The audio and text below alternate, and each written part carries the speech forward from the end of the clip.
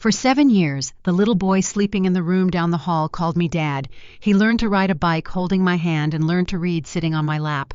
Then a man he had never met filed a paternity suit, and a judge decided that biological rights override a lifetime of love. I was given 30 days to hand my son over to a billionaire stranger. But the real betrayal was not the court order itself. It was discovering who gave that stranger the ammunition to destroy my family in the first place. Before I tell you exactly how I tore their empire down, let me know where you are watching from and what time it is there in the comments below. Hit like and subscribe if you have ever had to fight for the people you love against the people who share your blood. Tuesday mornings in my house operated on a strict schedule. I was flipping pancakes while 7-year-old Leo searched for his favorite superhero backpack. At 34, working as a forensic accountant, my daily routine revolved around finding hidden discrepancies in corporate ledgers. At home, my only focus was making sure Leo got to school on time. The doorbell rang at 7:30. I opened it holding a spatula, expecting a delivery driver. Instead, a man in a gray suit handed me a thick manila envelope, asked if my name was Julian Mercer, and walked away. No greeting, just the heavy thud of papers hitting my palm. I set the envelope on the kitchen counter, sliding it away from Leo's plate. The bold print on the first page read, "Petition for establishment of paternity and modification of custody." The petitioner was Trent Sterling. I recognized the name. Sterling ran one of the largest hedge funds in the city. He was also a man who had never spent a single second in my son's life. I watched Leo trace the rim of his juice glass, oblivious to the legal threat sitting 3 feet away. I stepped into the hallway and dialed my older sister, Chloe. 7 years ago, she handed me a newborn wrapped in a hospital blanket, walked out the sliding doors, and never looked back. She answered on the 4th ring over the sound of loud music. I told her about the court summons. She sighed a long exhale of sheer inconvenience. "Trent is his biological father, Julian. He has a massive trust fund waiting. Do not make this a problem." She ended the call. My sister had abandoned her child and was now casually endorsing his removal. I gripped the phone, trying to process the callousness in her voice. But the true strike came when I flipped to the final page of the legal packet. It was an affidavit of support, a sworn statement validating Trent Sterling as the rightful guardian and claiming my custody was only ever meant to be a temporary favor. At the bottom of that page rested 2 very familiar signatures in black ink: Richard and Sylvia. My own mother and father had signed their names to tear my son out of my home. I watched Leo run toward the brick entrance of his elementary school, his oversized superhero backpack bouncing against his small shoulders. He turned around at the double doors, waved at me with a bright smile, and disappeared inside. A cold knot formed in my chest. I waited until he was safely in his classroom before shifting my car into gear. I did not head to my office. I drove straight to the neighborhood where I grew up, a place defined by manicured lawns, pristine driveways, and secrets kept carefully behind closed doors. My knuckles ached from gripping the steering wheel. As a forensic accountant, my entire career was built on tracking hidden assets and uncovering fraud. I spent my days looking for anomalies in spreadsheets, finding the exact point where the numbers stopped making sense. But I never thought to audit my own family. I never anticipated that the people who raised me would orchestrate a backdoor deal to sell my son to a stranger. I pulled into the driveway of my parents' house. The front door was unlocked, a staple of their affluent suburban security. I walked through the foyer past the gallery wall adorned with framed portraits. There were graduation photos of my sister Chloe, photos of her high school prom, photos of her studying abroad. My milestones were noticeably absent, relegated to a single small frame near the baseboard. I had always been the utility child, the one expected to fix the plumbing, file the taxes, and endure the silence. Chloe was the prize. I found them in the sunroom. My mother Sylvia, my father Richard, and Chloe were gathered around the glass table. A silver teapot rested in the center, surrounded by porcelain cups and a plate of scones. They looked up as I entered. No one gasped. No one looked surprised. They were waiting for me. I tossed the legal packet onto the glass table. The heavy thud of the paper interrupted the quiet morning. "You signed an affidavit," I said, keeping my voice low and level. "You swore under oath that my custody was temporary. You told a judge to take my son." My father looked away, suddenly very interested in the pattern of the rug. He had spent his entire life avoiding confrontation, letting my mother dictate the terms of our reality. Sylvia did not flinch. She picked up her teacup, took a measured sip, and set it down with a delicate clink. "Do not be dramatic," Julian, Sylvia said. She smoothed a non-existent wrinkle from her linen trousers. "We are doing what is best for the boy." "Best for him," I echoed. "You handed him to a man he does not know, a man who has not sent a single birthday card, attended a single parent-teacher conference, or paid for a single doctor visit in 7 years." Sylvia sighed, the familiar sound she used whenever I failed to understand her twisted logic. "Trent Sterling is not just any man. He is a partner at a major investment firm. He comes from a prominent family.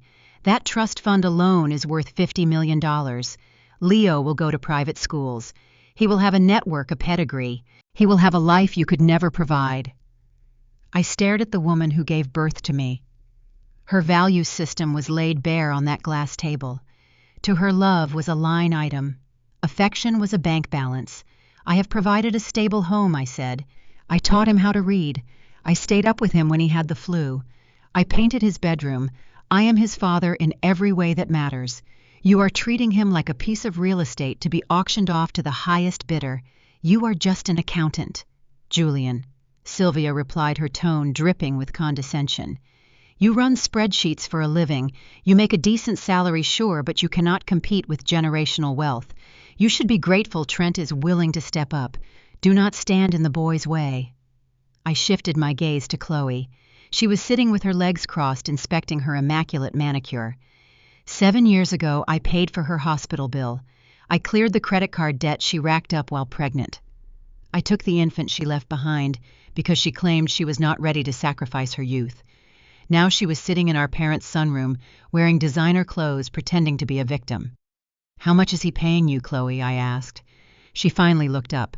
Her expression held no guilt, only a sharp, predatory calculation. "Trent reached out a few months ago," she said. "He matured. He wants to do the right thing. And he wants to make sure I am taken care of, too. It is none of your business how we arrange our family affairs." "Our family affairs," I repeated. "I raised him. I will fight this in every court in this state. I will drain my retirement accounts. I will hire the best litigators. You are not taking him."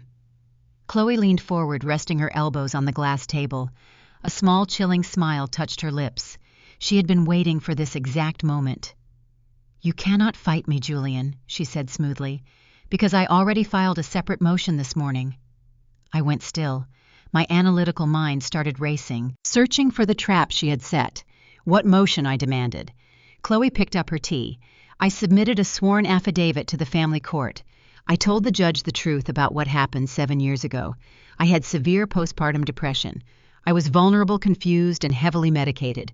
You took advantage of my mental state. You coerced me into leaving Leo with you, and then you refused to give him back. I told the court you basically kidnapped my child while I was incapacitated." The air in the room vanished. The sheer scale of the lie hit me like a physical blow. She was weaponizing a mental health crisis she never had to rewrite history. She was painting me as a predator who stole a baby from a sick mother. In the eyes of a judge without official termination papers, her story would cast a dark shadow over my entire guardianship. "You are committing perjury," I said, my voice dangerously tight. "I have bank records showing I paid for your lifestyle while you traveled the world. I have text messages where you explicitly told me you never wanted to see him again." "Text messages from 7 years ago do not prove anything today," Chloe countered. "The court favors the biological mother, especially a mother who claims she was manipulated by her own brother. You are going to lose, Julian. If you make a scene, you will just end up looking unstable." I looked at the three of them, my mother calculating and cold, my father silent and complicit, my sister treacherous and greedy. They had choreographed this ambush perfectly. They knew the legal system favored biology, and they were exploiting every loophole to deliver Leo to a billionaire, likely in exchange for a massive payout. I did not scream. I did not overturn the glass table. I simply turned my back on them and walked out the front door. The war had begun, and screaming would not win it. Strategy would. I drove back to my house and threw myself into work. I needed to assemble a legal team. I needed to compile every receipt, every email, and every medical record from the past 7 years. I spent the entire afternoon building a digital fortress of documentation. When I picked Leo up from school, I smiled, asked about his day, and cooked his favorite dinner. I bathed him, read him a story, and tucked him into the bed in the room I painted blue. I walked downstairs exhausted but resolute. I poured a glass of water and stood by the kitchen window staring out into the dark street. Then the flashing red and blue lights illuminated my living room walls. A police cruiser pulled into my driveway. Heavy footsteps crunched against the gravel walkway. The doorbell rang short and sharp. I set the glass down and opened the door. 2 uniformed sheriff deputies stood on my porch. The older deputy stepped forward, his hand resting near his duty belt. He handed me a folded legal document. "Julian Mercer?" the deputy asked. "Yes," I replied, my pulse hammering against my ribs. "You are being served with a temporary restraining order." The deputy stated, his voice devoid of emotion. "As of this moment, you are legally prohibited from removing the minor child Leo Mercer from the city limits.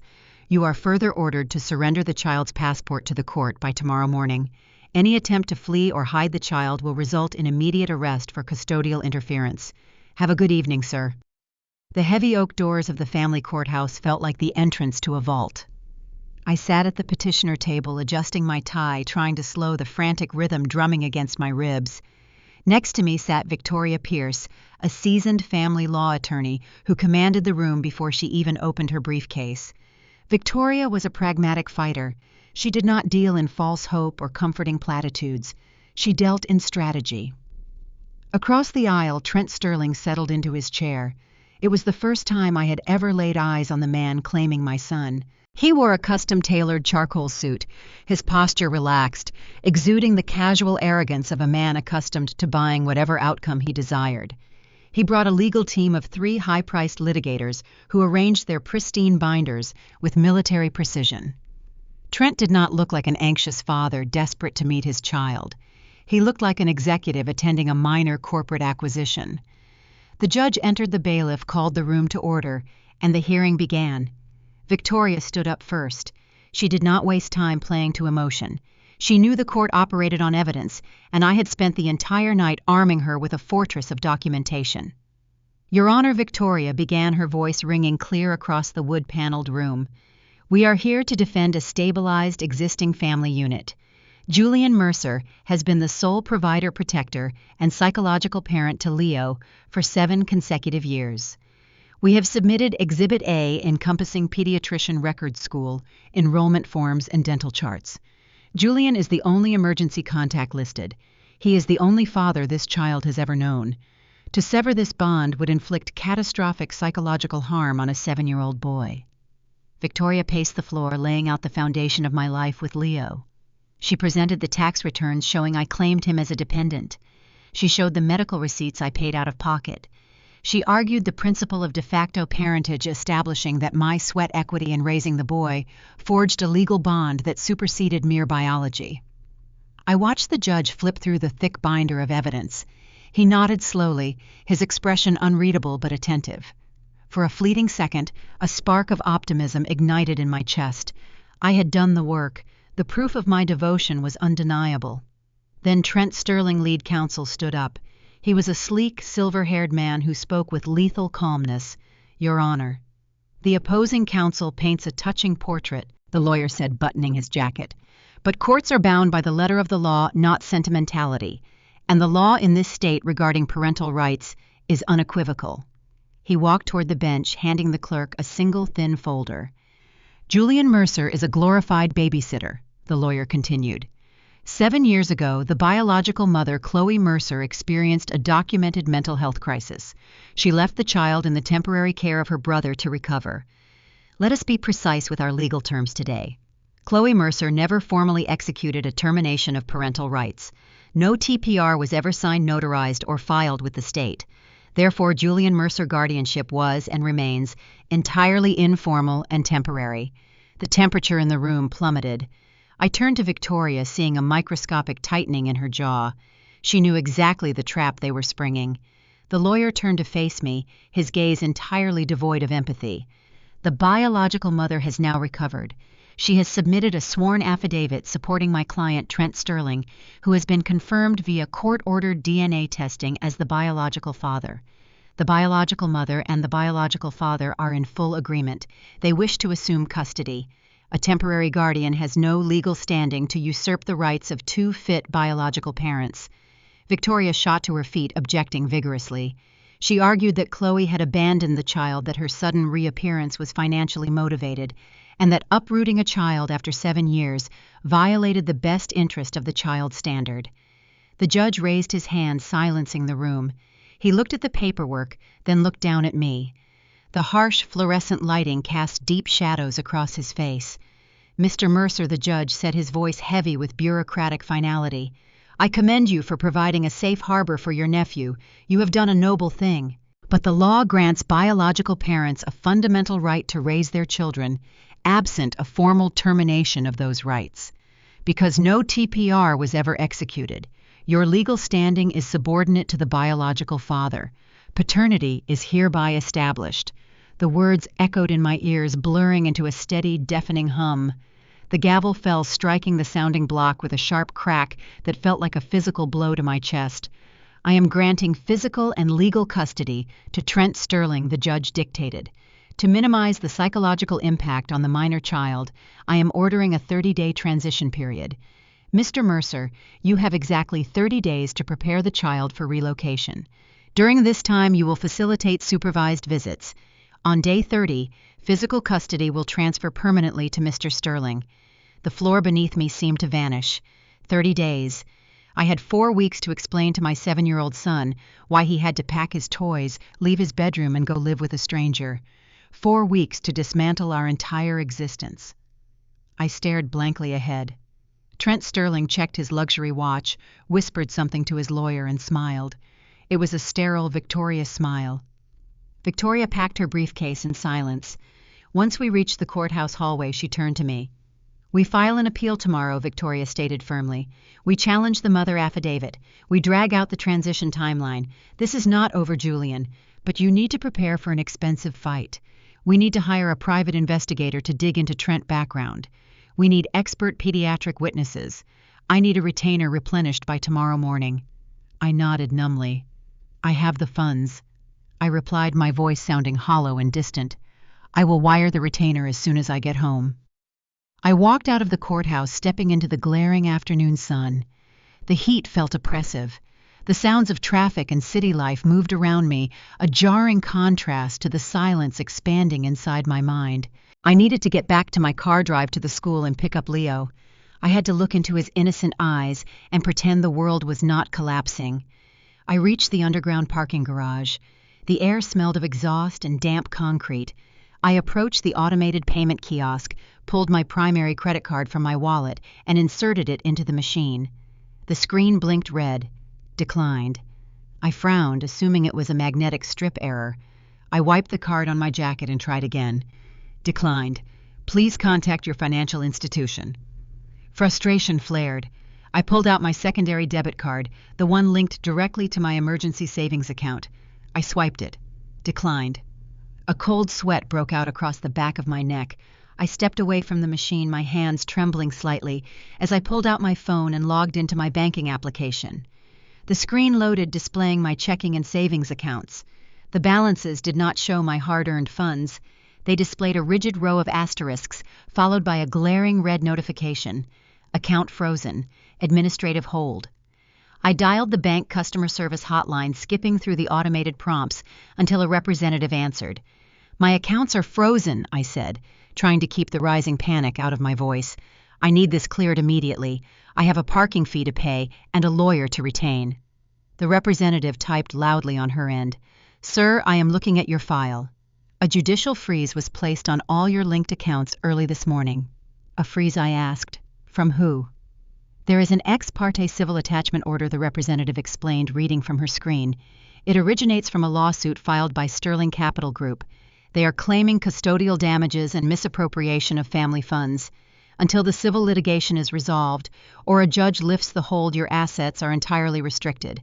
We cannot authorize any withdrawals." The phone slipped away from my ear.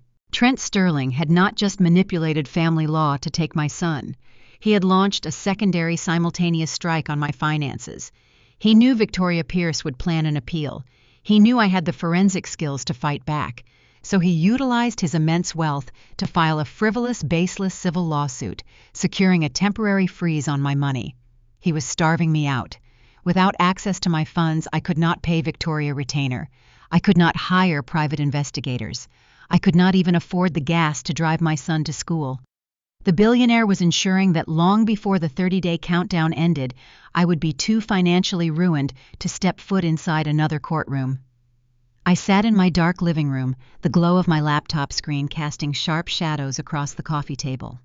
Every financial lifeline I possessed had been severed.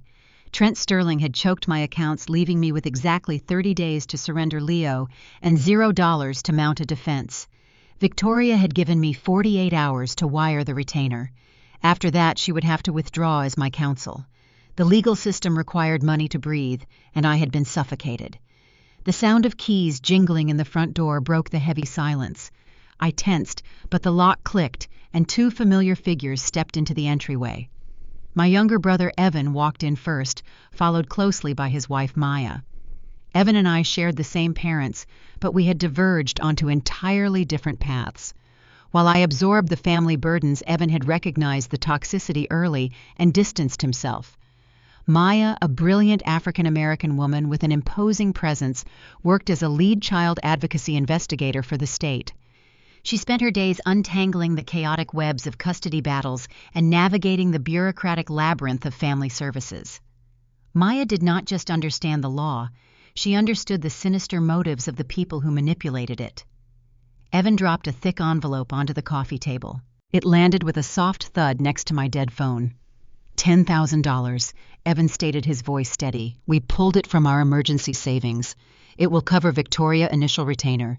It keeps you in the fight. I stared at the envelope, the exhaustion momentarily lifting. I cannot ask you to do that. You two are trying to buy a house. You did not ask, Maya countered, pulling out a chair and sitting directly across from me. We offered. And we are not going to let a hedge fund vulture buy your kid. But throwing money at this problem is a defensive move. We need an offensive strategy. We need leverage. Maya opened her leather tote bag, withdrawing a sleek tablet. She brought her professional instincts into my living room, her eyes sharp and focused. Billionaires do not wake up one random Tuesday and decide they want to play catch with a 7-year-old boy they have ignored since birth. Maya analyzed, tapping the screen to bring up a sprawling network map. Trent Sterling operates entirely on return on investment. Leo is an asset to him. We need to figure out why a sudden biological heir is so valuable right now. Her assessment struck a chord. As a forensic accountant, my entire methodology relied on the premise that money always leaves a trail. Financial motives were the invisible strings pulling the puppets in the courtroom. If Trent was expending resources to secure Leo, the boy represented a significant financial gain. I pulled my laptop closer, cracking my knuckles. I am blocked from my personal accounts, but my access to public corporate filings is still active. Sterling Capital Group is privately held, but they interact with publicly traded entities. I dove into the Securities and Exchange Commission database, pulling up every recent Form 10-K and proxy statement associated with the Sterling Empire. I bypassed the flashy press releases and dug into the footnotes, the obscure addendums where corporate lawyers buried the truth. Maya sat beside me, cross-referencing names and legal entities against court dockets on her tablet. For 3 hours, the only sound in the room was the rapid clicking of my keyboard. I traced the holding companies back to Trent father Arthur Sterling, the patriarch who built the investment fund. I noticed a sudden flurry of legal restructuring that began exactly 6 weeks ago. Look at this, I said, pointing to a convoluted trail of asset transfers. Arthur Sterling transferred his primary voting shares into a newly formed irrevocable trust last month. Maya leaned in, her eyes scanning the text. Why the sudden restructuring? I opened another tab, accessing regional medical news and high society gossip columns. I filtered the search for Arthur Sterling. A recent buried article from a private medical journal provided the missing piece. Arthur Sterling had recently stepped down from the board of a major philanthropic organization due to a rapid decline in health. Stage 4, pancreatic cancer. He had months to live. I switched back to the trust documents analyzing the corporate governance clauses filed with the state. The puzzle snapped together with terrifying clarity. It is a morality clause, I explained, my voice tight, as the sheer scale of the manipulation became clear. Arthur Sterling is a traditionalist. The trust documents dictate the line of succession for the CEO position and the controlling shares of the fund. Trent only inherits the empire estimated at $500 million if he produces a legitimate biological heir bearing the Sterling bloodline. If Trent dies childless or fails to produce an heir before Arthur passing the controlling shares revert to a charitable foundation, leaving Trent with a fraction of the wealth. Maya sat back, exhaling sharply. Trent needs Leo to unlock a $500 million inheritance. Leo is not a son to him, he is a key. The realization was sickening. My parents had sold me out, Chloe had perjured herself, and Trent was destroying my life, all to secure a corporate succession plan. Leo was merely a pawn in a billionaire desperate scramble for his father's wealth. We have the motive, Evan said, pacing the length of the living room. If we expose this to the judge, it proves Trent's custody bid is entirely fraudulent. I shook my head. A judge will not care about corporate succession plans unless we can explicitly link the trust clause to Trent's sudden interest in Leo. We need internal communications. We need proof of his intent. I formulated a plan. I needed to leverage my firm's specialized software to penetrate the deeper layers of Trent financial transactions. I could trace the payments he undoubtedly made to my parents and sister. If I could map the bribery, I could shatter his facade in court. I checked the time. It was early Monday morning. The 30-day countdown was ticking. I packed my laptop and headed to my office, determined to utilize every forensic tool at my disposal to dismantle Trent Sterling. I swiped my badge at the glass doors of my accounting firm, the familiar chime granting me access. I walked briskly toward my cubicle, mentally preparing the search parameters I needed to run. Before I could even sit down, my desk phone rang. It was the managing partner assistant. Julian, please report to conference room A immediately. I grabbed my notepad, assuming it was a routine client briefing. I walked down the carpeted hallway and opened the heavy glass door. The managing partner, David, sat at the head of the long mahogany table. His expression was grim. He did not invite me to sit. Julian. David began clasping his hands together tightly. We have a serious problem. What is going on? I asked, bracing myself. David looked at me, his gaze avoiding direct contact. Sterling Capital Group is our largest corporate client. They account for nearly 30% of our annual billing. An hour ago, Trent Sterling legal team contacted our executive board. A cold dread washed over me. Trent was already moving. They informed us that you are currently engaged in hostile litigation against Mr. Sterling. David continued, his voice monotone, reciting a rehearsed corporate script. They stated that your continued employment here constitutes an unacceptable conflict of interest. They threaten to pull their entire portfolio if you have access to their financial ecosystems. David, why I'm fighting for my son, I argued, stepping closer to the table. You know my record. I keep my personal and professional life separate. David finally looked at me, his expression hardening. The firm cannot risk a 30% revenue loss over a custody dispute. Effective immediately, your employment is terminated. Security has already disabled your system access. You have 10 minutes to clear your personal belongings from your desk. I stood in the sterile conference room, the air knocked out of my lungs. Trent Sterling had not just frozen my bank accounts, he had orchestrated my firing. He had systematically destroyed my income, my resources, and my ability to fight back, ensuring I was completely defenseless long before the court deadline arrived. I carried the cardboard box containing 5 years of my professional life into the dining room and dropped it onto the floor. Evan and Maya looked up from the table, which was already buried under stacks of printed public records and highlighted corporate filings. I did not need to explain. The severed access badge resting on top of my desk plants told the entire story. Trent Sterling had stripped away my income before the ink on the judge ruling was even dry. We do not have time to panic, Maya said, sweeping a stack of documents aside to make room for my laptop. He is trying to drain your resources so you concede. We stay focused on the objective. We find the financial link between his sudden paternity claim and his father morality clause. I powered up my personal computer, shifting my mindset from defensive victim to forensic investigator. Without my corporate software, I had to rely on open-source intelligence, cross-referencing property tax records, private aviation flight logs, and charitable donation registries to build a behavioral profile on Trent. We transformed the dining room into a war room. Every hour counted. By Wednesday afternoon, the walls of the house felt suffocating. I needed to project a sense of normalcy for Leo. I grabbed his favorite soccer ball, and we walked down the street to the neighborhood park we visited every week. The air was crisp, and the playground was crowded with familiar faces. But the atmosphere had fundamentally shifted. As we approached the swing set, conversations abruptly halted. A mother I had known since Leo was in preschool hastily gathered her toddler toys, avoiding my gaze as she hurried toward the parking lot. A group of parents standing by the slide tightened their circle, their voices dropping into hushed, urgent whispers. I watched a father physically step between me and the sandbox where his children were playing. I stood at the edge of the grass, the soccer ball heavy in my hands. The subtle ostracization was sharp and coordinated. I forced a smile for Leo, rolling the ball toward him on the turf, but a cold realization settled in my chest. This was not a random shift in neighborhood dynamics. When we returned home, Evan was pacing the hardwood floor in the living room, his phone gripped tightly in his hand. He thrust the screen toward me before I even took off my jacket. "You need to see this right now," Evan said, his jaw clenched. I looked at the screen.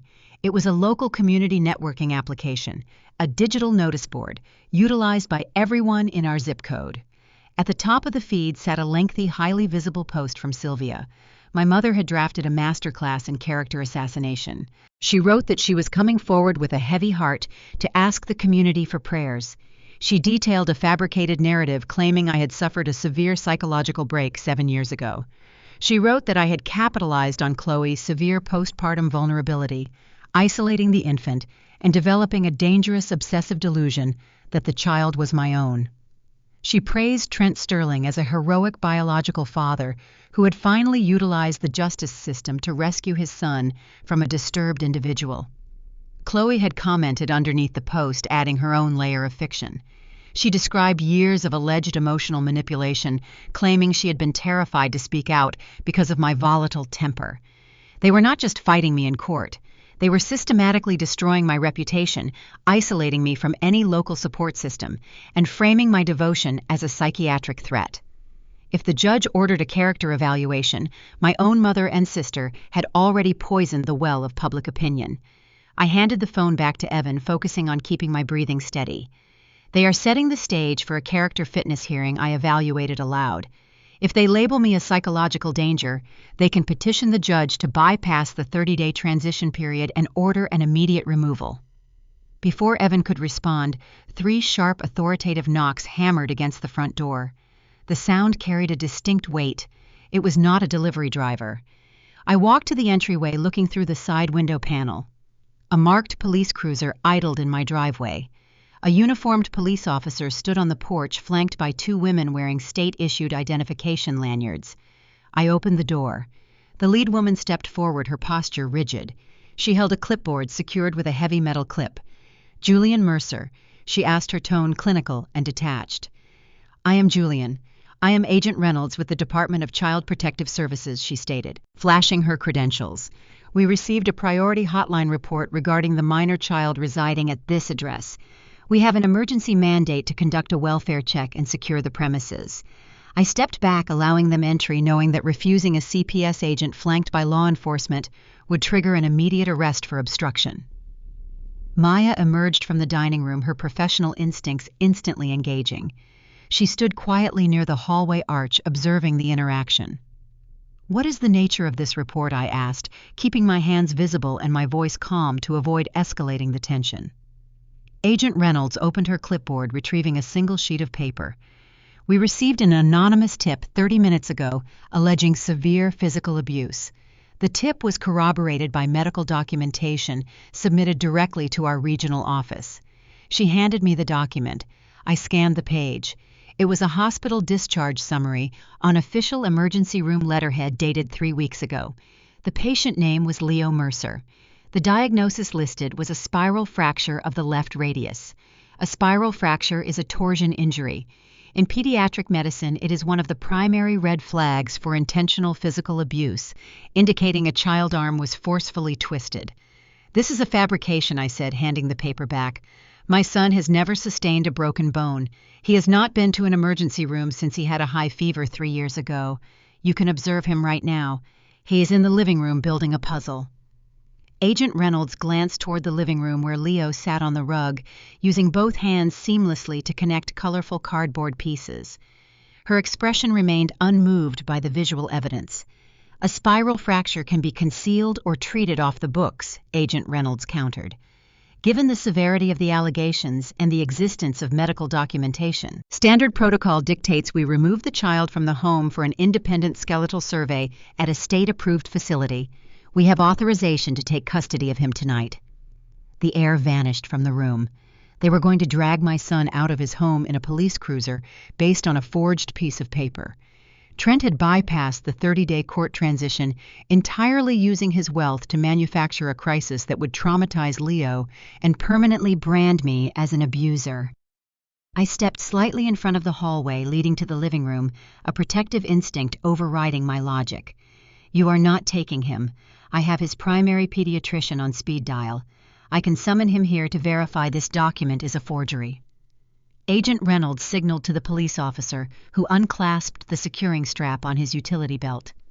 "Mr. Mercer, if you interfere with an emergency medical removal, you will be detained, and your nephew will be placed in emergency foster care pending the evaluation results." The walls closed in. I was trapped between surrendering my child to a terrifying bureaucratic system or going to jail. Maya stepped out of the shadows of the archway. She reached into her blazer, producing her own heavy gold badge and state identification. "Agent Reynolds," Maya said, her voice cutting through the tension with undeniable authority.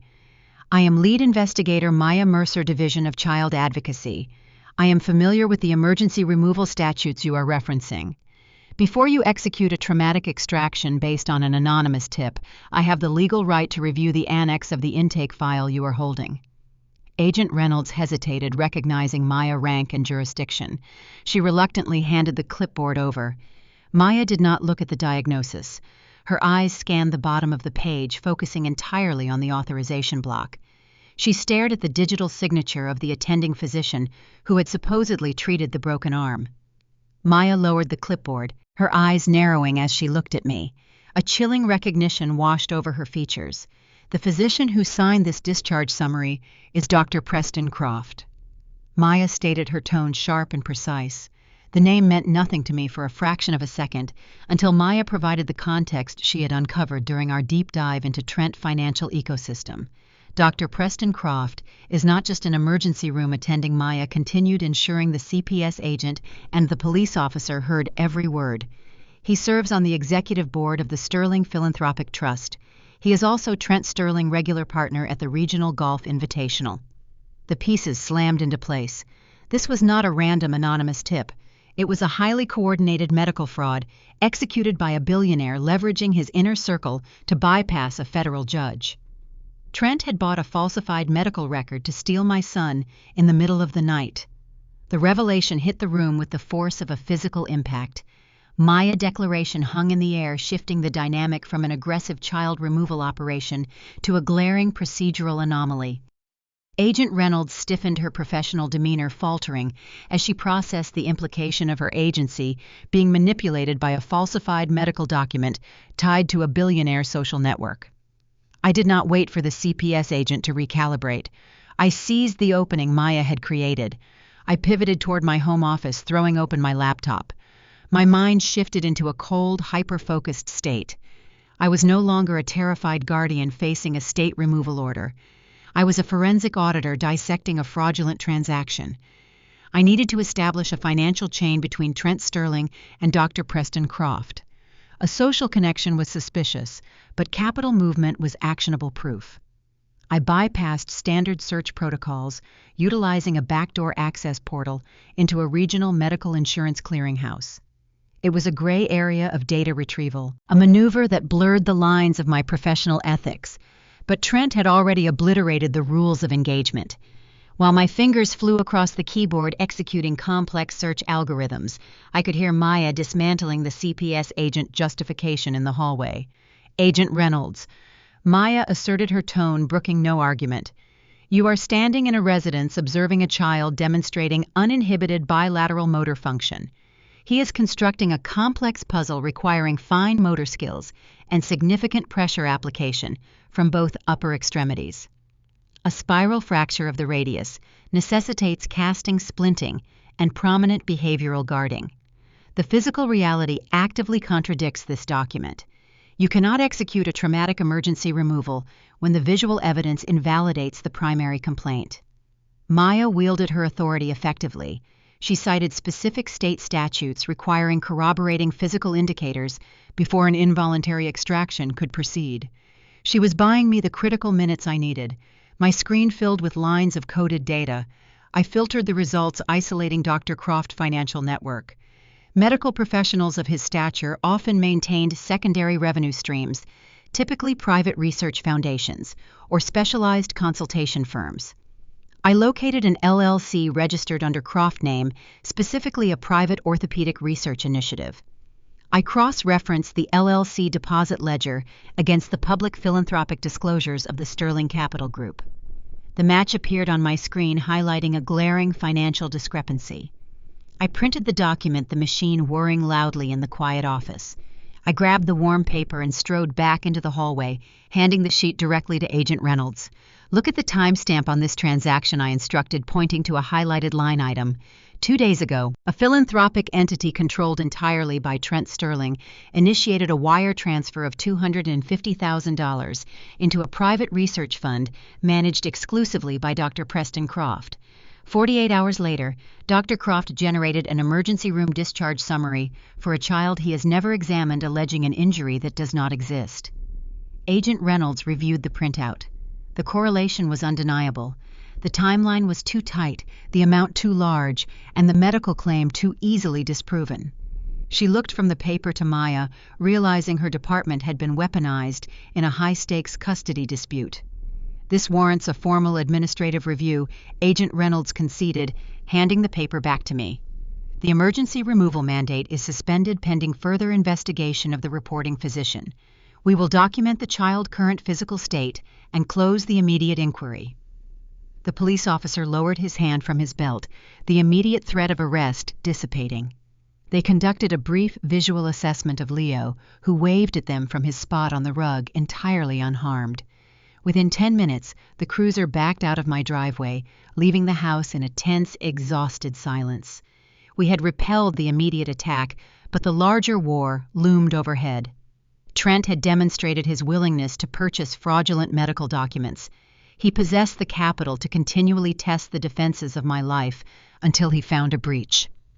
The following morning, I contacted Victoria Pierce, detailing the fraudulent medical report and the financial link to Dr. Croft. Victoria mobilized immediately, submitting a formal complaint to the State Medical Board and requesting an emergency judicial review to sanction Trent for tampering with evidence. For a brief window, it felt like we had secured a critical advantage.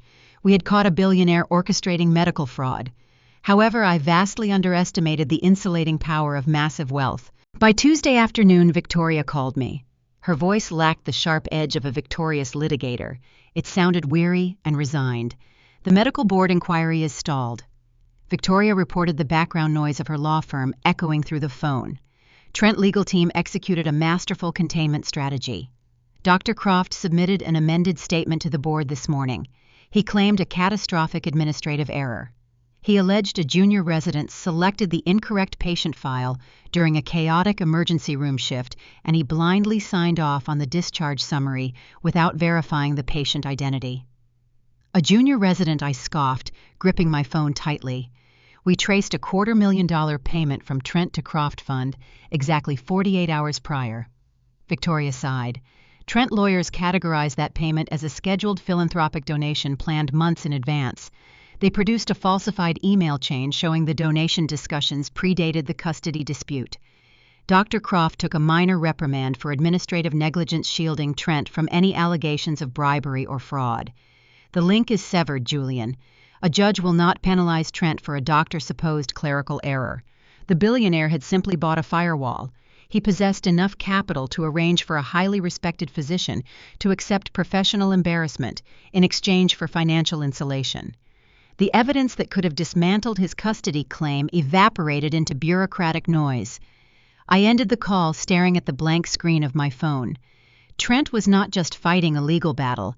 He was playing a game of attrition, systematically exhausting my resources, my allies, and my mental endurance. I needed to refocus. The 30-day transition period mandated by the judge was evaporating rapidly. It was Wednesday, day 10. I had exactly 20 days remaining to uncover the core financial motive driving Trent's pursuit of Leo. The morality clause in his father trust was the key, but I lacked the definitive internal communication linking that clause to his sudden paternity claim. Evan arrived at the house shortly after my call with Victoria. He brought lunch, attempting to provide a small semblance of routine. We sat at the kitchen island, mapping out alternative strategies, discussing potential whistleblowers within Sterling Capital Group who might possess the internal memos we required. Our brainstorming session was shattered by the shrill ring of my mobile phone.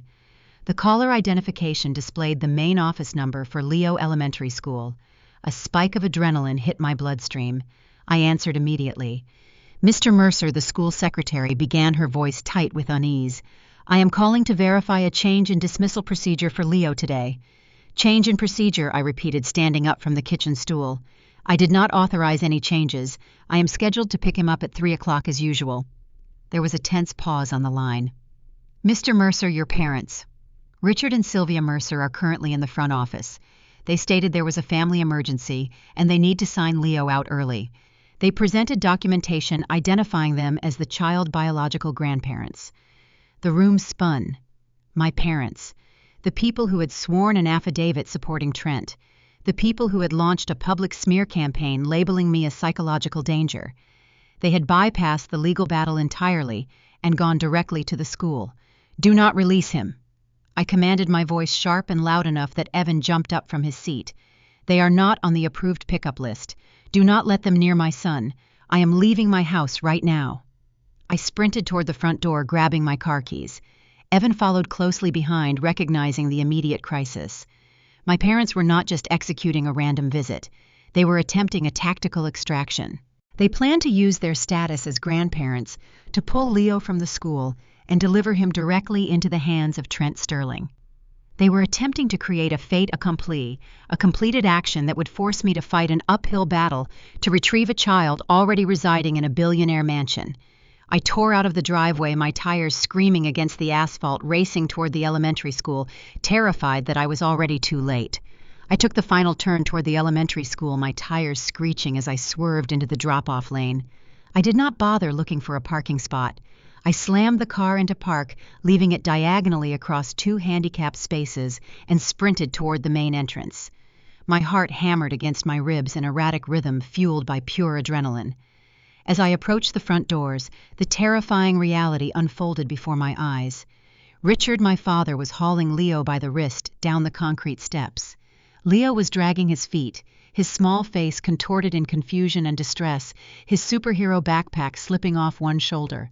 Dad, Leo, cried out, his voice sharp and frightened as he spotted me sprinting across the lawn. My father did not stop. He yanked harder, pulling my son toward a sleek black SUV idling in the fire lane. The tinted windows obscured the driver, but the vehicle bore the unmistakable sterile luxury associated with Trent Sterling transport fleet. My parents were executing a physical handover right on the school steps. I closed the distance in seconds, my boots hitting the pavement hard. I did not shout. I did not throw a punch. In any custody dispute, a physical altercation initiated by the guardian hands the opposition an immediate victory. I reached into my jacket pocket, activating the voice memo application on my phone. Let him go, Richard. I commanded, my voice dropping an octave, carrying a chilling, lethal calmness. Richard halted, startled by my sudden appearance. He maintained his grip on Leo's wrist, his expression twisting into a defensive scowl. We are his biological grandparents, Julian Richard stammered, attempting to project authority. Trent asked us to facilitate the transition. It is better to handle this quietly before the court deadline. I stepped smoothly between Richard and the idling SUV, physically severing his path. I knelt down slightly, placing a reassuring hand on Leo's shoulder, ensuring the boy felt my presence while I focused entirely on the man who raised me. "You are holding a child who is not in your legal custody," I stated, ensuring the recording device captured every syllable clearly. "You bypassed the school authorization protocols under false pretenses. You are attempting to transport a minor across state lines without the consent of his current court-appointed guardian." Richard bristled, his grip loosening slightly. "Do not quote the law to me. We have an affidavit."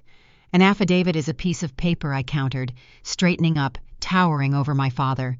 "What you are executing right now, pulling a distressed child toward an unauthorized vehicle, constitutes custodial interference. In this state, forcibly removing a minor from a school property without the primary guardian consent is classified as kidnapping in the second degree." Richard's face lost its color. The bluster evaporated, replaced by a sudden creeping realization of his legal exposure. I held up my phone, the red recording indicator blinking steadily. "You are currently on tape committing a felony, Richard. Trent Sterling might have the capital to insulate himself from a medical fraud investigation, but he will not spend a dime to defend you. Are you prepared to face a 5-year mandatory minimum sentence in a state penitentiary to secure a billionaire inheritance?" The threat hit its mark. Richard was a man who valued comfort and reputation above all else. He was a pawn willing to sign a document for a payout, but entirely unequipped to face severe criminal charges. He looked at the idling SUV, then looked at the recording device in my hand. He released Leo's wrist. The boy immediately scrambled behind my legs, clutching my pant leg tightly. I kept my eyes locked on Richard, silently daring him to make another move. "Get in your car, Richard," I ordered quietly. "Do not ever approach this school again." Richard took a hesitant step backward, his hands raised in a placating gesture. He turned and walked hurriedly past the black SUV, not even glancing at the tinted windows. The vehicle idled for a moment longer before accelerating smoothly away from the curb, merging into the afternoon traffic. The extraction team had aborted the mission. I knelt down, wrapping my arms tightly around Leo. He buried his face in my neck, his small body trembling. "I have you, buddy," I whispered, pressing a kiss to the top of his head. "You are safe. We are going home." The drive back to the house was tense. I kept glancing in the rearview mirror, half expecting the black SUV to reappear. We had survived another skirmish, but the sheer audacity of the attack signaled a dangerous escalation. Trent was abandoning the slow, bureaucratic process of the courts. He was utilizing his wealth to initiate aggressive real-world tactics. We arrived home, and I immediately locked the deadbolt and engaged the security system. Evan and Maya were waiting in the living room, surrounded by the ever-growing piles of financial documents. I recounted the incident at the school. Maya's expression hardened. "Trent is testing the perimeter." Maya analyzed pacing the room. "The false CPS report, the attempted school extraction. He is trying to force a mistake. He wants you to lose your temper, throw a punch, or flee the state with Leo. If you do any of those things, he wins by default. You become the unstable guardian, and he becomes the rescued father." She was right. I could not afford to play defense. Every day I spent reacting to Trent attacks was a day lost in the final countdown. I looked at the calendar hanging on the kitchen wall. The large red circle marking the 30-day deadline loomed closer. "We only have 12 days left," I stated, the reality of the timeline settling heavily in the room. 12 days before I am legally obligated to hand him over. We need the internal documents linking the paternity claim to his father morality clause. We need a whistleblower. Evan rubbed his temples, exhausted. Finding a whistleblower inside a multi-billion-dollar hedge fund requires time we do not have, Julian. Sterling Capital Group forces every employee to sign ironclad non-disclosure agreements. No one is going to risk a corporate espionage lawsuit to help a stranger in a custody battle. The atmosphere in the house grew suffocating. The tension crackled like static electricity. I sent Leo upstairs to watch a movie, needing to shield him from the overwhelming anxiety permeating the lower floor. I sat at the dining room table, staring blankly at a complex spreadsheet mapping Trent corporate holdings. The numbers blurred together. I was an expert at uncovering financial fraud, but I was failing to save my own son. The sharp chime of the doorbell cut through the silence. It was 8 o'clock in the evening. I exchanged a wary look with Evan. I walked to the entryway, checking the security camera feed on my phone. A solitary courier stood on the porch holding a thick, rigid envelope. He wore a uniform from a premium expedited legal delivery service. I opened the door, signed the electronic pad, and took the envelope. It bore the return address of Trent Sterling Lead Litigation Firm. I carried it back to the dining room, sliding my finger under the seal. I pulled out a crisp, heavy document stack. It was not a court summons. It was not a motion for expedited removal. It was a contract. Maya and Evan gathered around the table as I read the cover page. "It is a settlement offer," I murmured, scanning the dense legal terminology. I flipped to the financial terms section. The figures printed on the page were staggering. Trent Sterling was offering a lump sum payment of $1 million, entirely tax-free, structured as a civil settlement payout to avoid standard capital gains penalties. The stipulations were severe and uncompromising. I had to voluntarily withdraw my appeal regarding the custody ruling. I had to surrender physical custody of Leo within 48 hours. Furthermore, I was required to sign a comprehensive non-disclosure agreement, barring me from ever discussing Trent Sterling, the custody dispute, or the circumstances surrounding my sister, initial abandonment of the child. There was a final chilling clause attached to the offer. If I declined the $1 million settlement, Trent legal team would immediately file a subsequent civil lawsuit.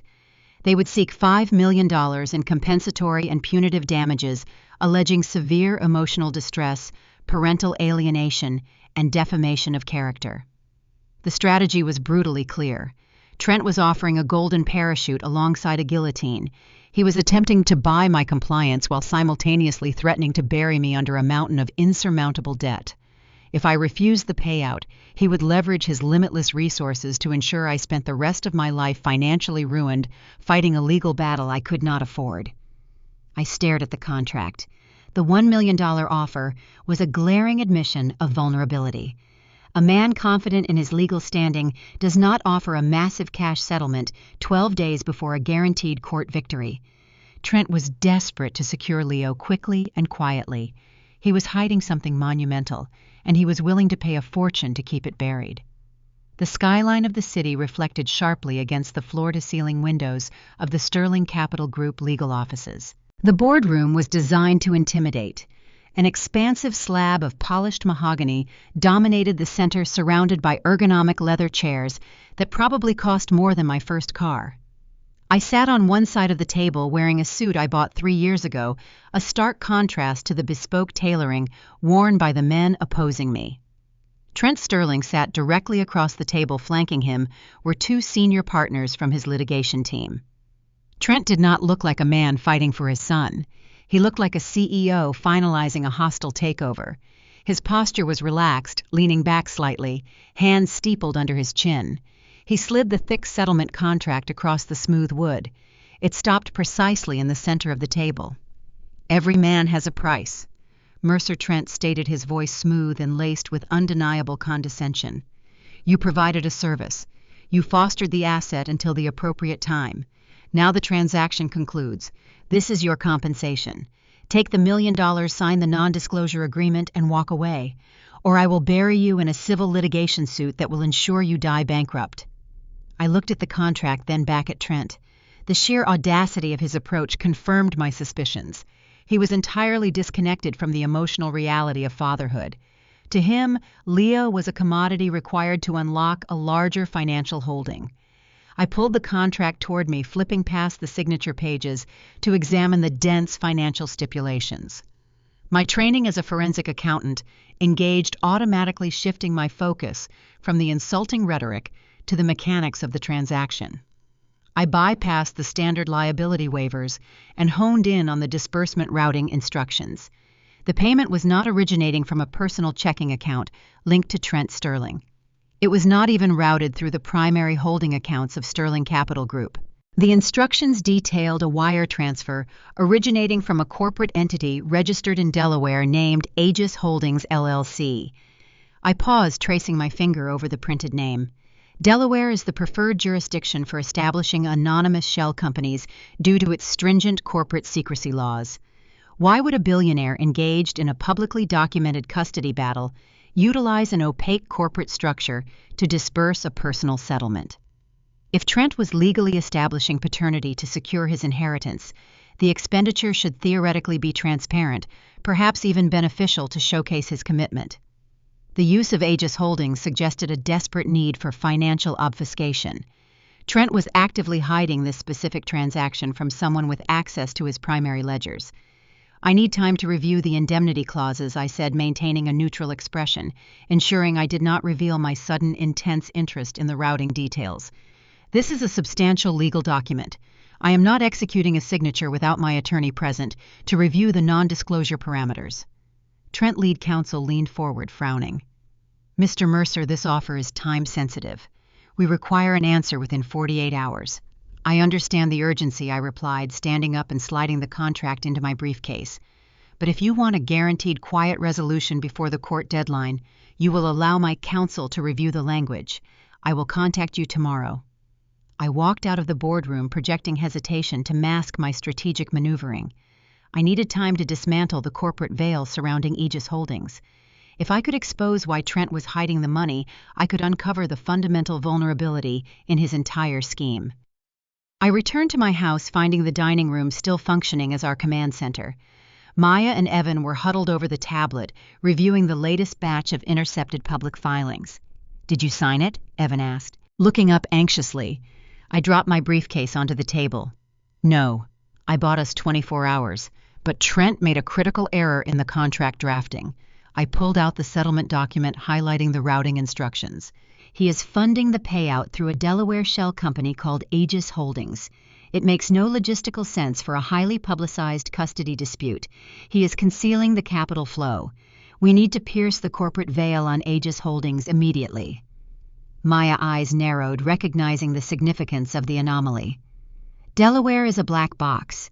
Finding the beneficial owner of an LLC registered there requires a federal subpoena or a highly irregular data leak. We do not need the state registry," I countered, pulling my laptop open. "Corporate entities require banking infrastructure. They pay registered agents legal fees and state franchise taxes. I can trace the origin of those operational payments back to the primary funding source." While I initiated a complex digital trace, attempting to map the financial footprint of the shell company, Maya received an alert on her secure mobile device. As a lead child advocacy investigator, Maya possessed authorization to monitor specific communication channels related to ongoing high-risk custody investigations. Recognizing the extreme volatility of Chloe behavior, Maya had previously flagged the communication network belonging to Chloe's former husband, a man who still occasionally served as a reluctant conduit for her erratic demands. Maya tapped the screen, her expression instantly shifting from analytical focus to sharp alarm. "Julian, stop typing," Maya commanded, increasing the volume on her device. "You need to hear this right now." She placed the phone in the center of the table. It was an intercepted audio recording captured moments ago. Chloe's voice filled the room, sounding frantic, intoxicated, and dangerously volatile. "Listen to me, Trent." Chloe slurred, her tone aggressive. "I did exactly what you asked. I signed the affidavit. I posted the stories online. I played the victim perfectly. The judge handed you the kid. Now it is time you pay up." The audio crackled, followed by Trent's voice sounding tightly controlled but strained. "We had an agreement, Chloe. I authorized the initial transfer last week. You are secure. Do not jeopardize this operation with reckless demands. The initial transfer was pocket change. Trent." Chloe snapped back, the greed evident in every syllable. "I know about the morality clause in your father trust. I know you need Leo to unlock the $500 million inheritance. Without my cooperation, you are just a trust fund kid facing disinheritance. I want 10% of the total estate, $50 million. There was a heavy silence on the recording. Trent's breathing was audible, rigid with suppressed fury. "You are overplaying your hand, Chloe." Trent warned, a dark threat laced in his words. "Do not attempt to extort me. It is not extortion, it is a partnership fee." Chloe laughed, a shrill, unstable sound. "If I do not see a binding contract for 10% by Friday, I will march back into family court. I will recant my affidavit. I will tell the judge you bribed me to manipulate the custody hearing. I will expose the entire scheme." Try explaining that to your father board of directors." The recording ended with a sharp click as Chloe terminated the call. The dining room descended into a stunned silence. The audio file was a nuclear revelation. It explicitly confirmed the financial conspiracy we had suspected. Chloe had just admitted to committing perjury in exchange for financial compensation, and she was actively attempting to extort a billionaire for a portion of his impending inheritance. "We have him." Evan breathed, leaning back in his chair, a look of profound relief washing over his face. "This recording proves Trent orchestrated the entire custody battle through bribery and fraud. We take this to the judge, and the transition order is terminated immediately." Maya stared at her device, her professional instincts overriding the initial surge of triumph. She slowly shook her head, extinguishing the momentary hope. "We cannot use it," Maya stated, her voice heavy with frustration. "What do you mean we cannot use it?" I demanded, the adrenaline rapidly turning into panic. "It is a direct confession of perjury and extortion." Maya looked at me, the harsh reality of the legal system dictating her response. "State law regarding audio surveillance requires two-party consent. Neither Chloe nor Trent consented to being recorded. Furthermore, this intercept was flagged under an ongoing monitoring protocol related to her former husband, not this specific custody dispute. If we attempt to introduce this recording into a family court proceeding, the judge will rule it inadmissible under the exclusionary rule. It is legally toxic." I stared at the phone. We possess the definitive proof required to save my son, but the rigid constraints of the law rendered it entirely useless. Trent had built a fortress of deception, and our only weapon to breach the walls was deemed illegitimate. "We are back to square one," I muttered, raking my hands through my hair. "We know the truth, but we cannot prove it in a courtroom." "We are not back to square one," Maya corrected, picking up the tablet displaying the settlement contract. "We just received the exact roadmap we need. Chloe just confirmed the existence of a massive financial transaction between her and Trent. She mentioned an initial transfer authorized last week. I looked at the routing instructions for Aegis Holdings. Trent is not using the shell company just to pay my settlement. I realized the pieces finally aligning. He is using Aegis Holdings to disperse the hush money to Chloe. If I can definitively link the funding of Aegis Holdings to Trent and prove Aegis Holdings is paying Chloe, I can establish the bribery chain using financial records instead of an inadmissible audio recording. Financial records are entirely admissible. The pathway was clear, but the execution required penetrating the most secure corporate secrecy laws in the country within a matter of days. I grabbed my laptop, the exhaustion replaced by a desperate driving need to dismantle the Billionaire shell game before the 30-day clock expired. The glow of the laptop screen was the only light in the dining room. I had been staring at lines of corporate registry data for 6 hours. The inadmissible audio recording of Chloe attempting to extort Trent played on a loop in my head. I knew the truth. I just needed the paper trail to prove it in a court of law. Aegis Holdings was the key to unlocking the bribery scheme. I engaged a specialized financial mapping tool designed to bypass standard corporate blind spots by analyzing overlapping vendor payments. Shell companies in Delaware require registered agents, legal representation, and franchise tax filings. Those services require capital, and capital always leaves a footprint. Maya sat across from me, cross-referencing the data I extracted against public records and society registries. "I found an anomaly," I announced, my voice hoarse. "Aegis Holdings was incorporated 3 months ago. However, the legal retainer utilized to establish the LLC was not paid by Sterling Capital Group. It was routed through a private wealth management account. I am tracing the account origination now." The progress bar on the screen inched forward, decrypting the masked routing numbers.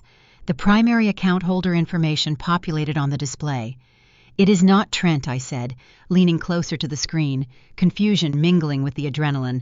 "The account authorizing the incorporation of the shell company belongs to Veronica Sterling." Maya looked up sharply from her tablet. "Trent wife," she verified.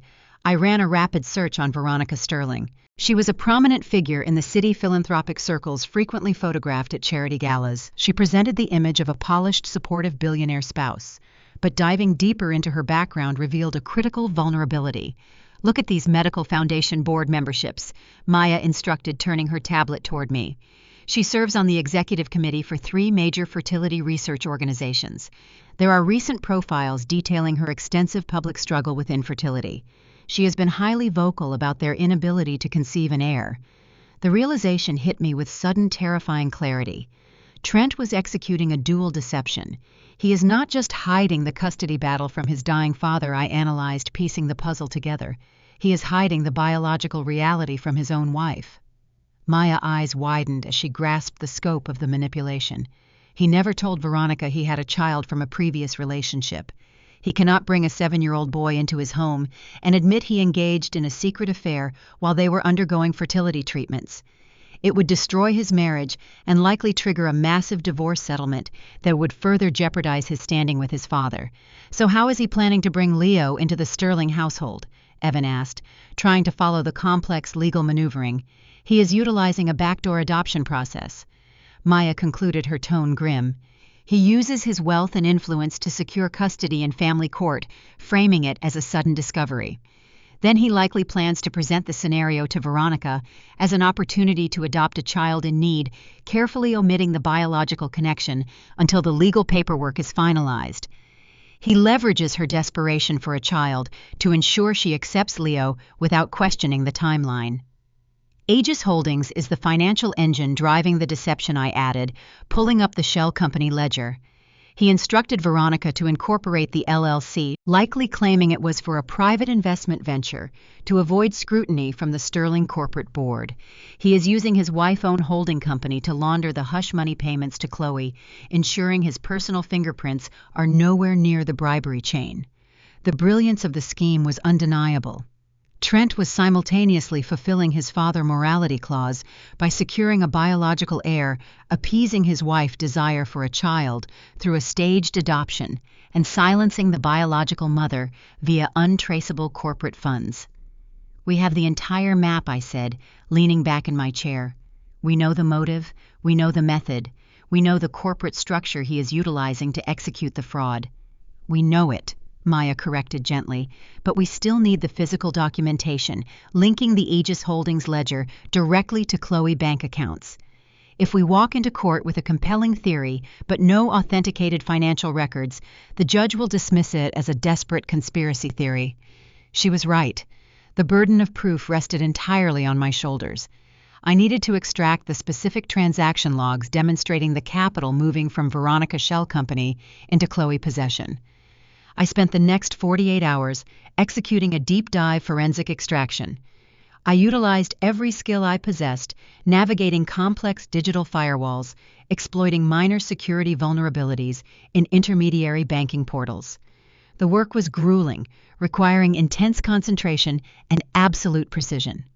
By Friday afternoon, I finally breached the secondary ledger of Aegis Holdings. The data flowed onto my screen. I found the transaction. A wire transfer of $500,000 executed 4 days ago, routed directly to an offshore account I had previously identified as belonging to Chloe. I had the smoking gun, the definitive proof of bribery and perjury. I quickly downloaded the entire ledger, encrypting the data and transferring it onto a secure portable hard drive. I needed to deliver the physical drive to Victoria Pierce immediately so she could authenticate the documents and file an emergency injunction to halt the custody transfer. I grabbed my jacket and keys, yelling upstairs to Leo that I would be back in an hour. Evan had agreed to stay and watch him while I made the drop. I drove to Victoria's office in the city, the encrypted hard drive secured in the inner pocket of my jacket. The traffic was heavy, but the sense of impending victory made the delay tolerable. I had finally outmaneuvered the billionaire. I arrived at the law firm and handed the drive directly to Victoria. Her eyes widened as I briefly summarized the contents. She immediately summoned her paralegal to begin processing the evidence. "This changes everything," Julian, Victoria said, a rare smile breaking across her usually stoic face. "If this data verifies the bribery chain, Trent custody claim collapses instantly. I will draft the injunction tonight. We file first thing Monday morning." I left the office, a massive weight lifting from my shoulders. The 30-day countdown felt less like an impending execution and more like a deadline for Trent downfall. I drove back to my neighborhood, pulling into my driveway. The house was quiet. I unlocked the front door, expecting to hear Leo playing in the living room or Evan watching television. The silence was unsettling. "Evan," I called out, walking down the hallway. "Leo." There was no answer. A spike of panic hit my chest. I hurried into the kitchen, finding it empty. I checked the backyard. Nothing. I ran up the stairs, checking Leo's bedroom. The superhero backpack was on the floor, but the room was vacant. I pulled out my phone, dialing Evan's number. It went straight to voicemail. I rushed back downstairs, heading toward the dining room, my makeshift war room. I froze in the archway. The dining room table, which had been covered in stacks of corporate filings, printed ledgers, and legal documents, was completely bare. My laptop was gone. The backup folders were gone. But what truly paralyzed me was the empty space next to the router. The primary encrypted hard drive. The master copy containing every piece of evidence I had gathered over the past 2 weeks was missing. I heard a faint sound from the living room. I turned slowly. My parents, Richard and Sylvia, were standing near the front window. Sylvia was clutching her designer handbag tightly to her chest. Richard held a large, heavy-duty canvas bag. "What are you doing in my house?" I demanded, my voice dangerously low. "Where is Evan? Where is Leo?" "Evan took the boy to get ice cream," Richard replied, avoiding my gaze. "He left the back door unlocked." Sylvia stepped forward, her expression a mask of chilling justification. "We are doing what is necessary, Julian. We are protecting the family." "Protecting the family." I repeated, my eyes locked on the canvas bag Richard was holding. "You broke into my home? You stole my property?" "Trent contacted us this morning," Sylvia stated, completely devoid of guilt. "He suspected you were attempting a cyber intrusion into his wife's corporate accounts. He offered us a substantial financial incentive to secure the hardware before you could manufacture any false evidence against him. We are delivering the drive to his security team within the hour." The magnitude of the betrayal was staggering. My own parents had orchestrated a burglary capitalizing on Evan's absence to steal the only physical evidence capable of saving my son. They were actively aiding a billionaire in destroying my life, all for a payout. "Put the bag down, Richard," I commanded, taking a step toward him. "You are committing a felony. I will call the police right now." "Call them?" Sylvia challenged, raising her chin defiantly.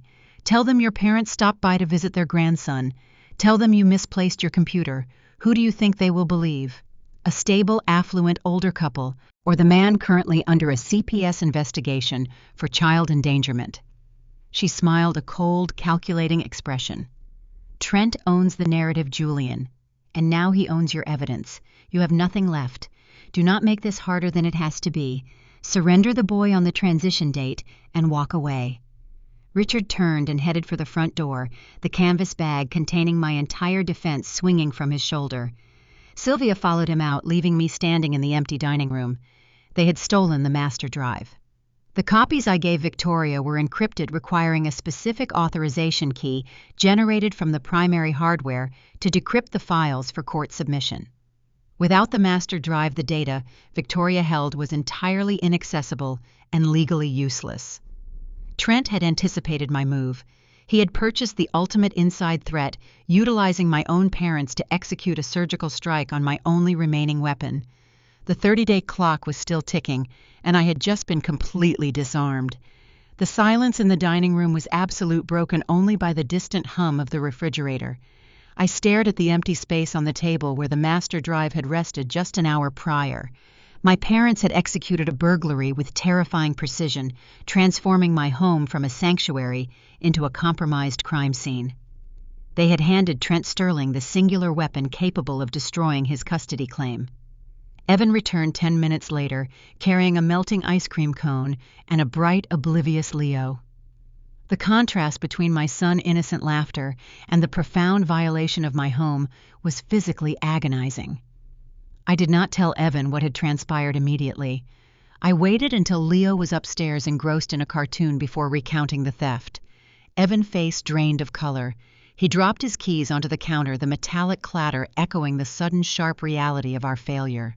"They broke in," Evan repeated, pacing the kitchen floor, running his hands over his face. "Our own parents broke into your house and stole the evidence. We called the police, Julian. We file a report for breaking and entering." I leaned against the counter, exhaustion settling deep into my bones. "Sylvia is right," I said, my voice barely a whisper. "We file a report, and Trent legal team immediately characterizes it as a desperate, paranoid fabrication by a guardian losing his grip on reality. They will use the police report as further evidence that I am psychologically unfit. The drive is gone, Evan. The data is compromised. I spent the next 48 hours attempting to reconstruct the forensic trail, but the backdoor access portal I had utilized to penetrate Aegis Holdings had been identified and permanently sealed. Trent's cybersecurity team had detected the breach and fortified the firewall. The digital pathway was closed. On the morning of day 22, my phone rang. The caller identification displayed Victoria Pierce office number. I answered, bracing myself for the inevitable. Julian Victoria began her tone carrying a heavy professional finality. I submitted the preliminary motions regarding the bribery allegations, relying on the encrypted files you provided, hoping to leverage the summary data to force a discovery order. And I prompted, gripping the edge of the desk. The judge denied the motion entirely, Victoria stated. A cold numbness spread through my chest. On what grounds? Relevancy, she replied, frustration evident even through her seasoned composure.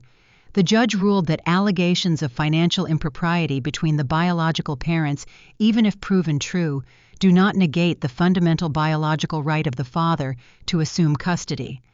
The court views the financial arrangement as a separate civil matter entirely disconnected from the biological imperative. The law in this state is rigid, Julian. Blood dictates placement regardless of the character of the biological parent. Trent had won. He had successfully manipulated the family court system, isolating the custody hearing from his fraudulent financial maneuverings. The judge had effectively granted him immunity from his own bribery scheme. What are our remaining options? I asked, refusing to accept the defeat. Victoria paused, the silence stretching uncomfortably over the line. Without the master drive to authenticate the specific routing details and force an immediate federal injunction, we have exhausted our immediate legal remedies regarding the custody transfer. You need to prepare yourself, Julian. The 30-day deadline is legally binding. If you fail to surrender the child on day 30, you will be held in contempt, an arrest warrant will be issued, and Leo will be forcefully removed by law enforcement. I ended the call, the phone slipping from my hand onto the desk. The legal avenues were closed. The forensic trail was erased. My allies were neutralized. Maya arrived that evening, her usual commanding presence subdued. She sat at the dining room table pulling her tablet from her bag, but she did not open any case files. I flagged Chloe passport through the monitoring system, Maya reported quietly. She booked a one-way first-class ticket to Dubai. Her flight departs in 3 days. She secured the buyout, I concluded, staring at the blank wall. Trent transferred the $500,000, and she is fleeing the jurisdiction to avoid any potential perjury fallout. She sold her son, and she is leaving the country. Maya nodded slowly. She is insulating herself. Once she is international, serving her with a subpoena for any future civil litigation becomes nearly impossible. Trent has successfully eliminated the only witness to his initial bribery offer. The reality of the situation crashed over me, suffocating and absolute. The timeline was no longer an abstract countdown. It was a physical, impending execution. I had exactly 8 days remaining. 8 days before I had to hand my 7-year-old son to a man who viewed him as a corporate asset. The following week was a blur of agonizing preparations. I functioned on autopilot, moving through the days with a hollow, detached precision. I met with a child psychologist seeking guidance on how to explain the traumatic transition to a young boy. The advice was clinical and devastatingly inadequate. Maintain a positive tone. Reassure the child he is loved. Do not display anxiety. How do you maintain a positive tone when you are sending your child into the custody of a manipulative billionaire? On the evening of day 28, the house was silent.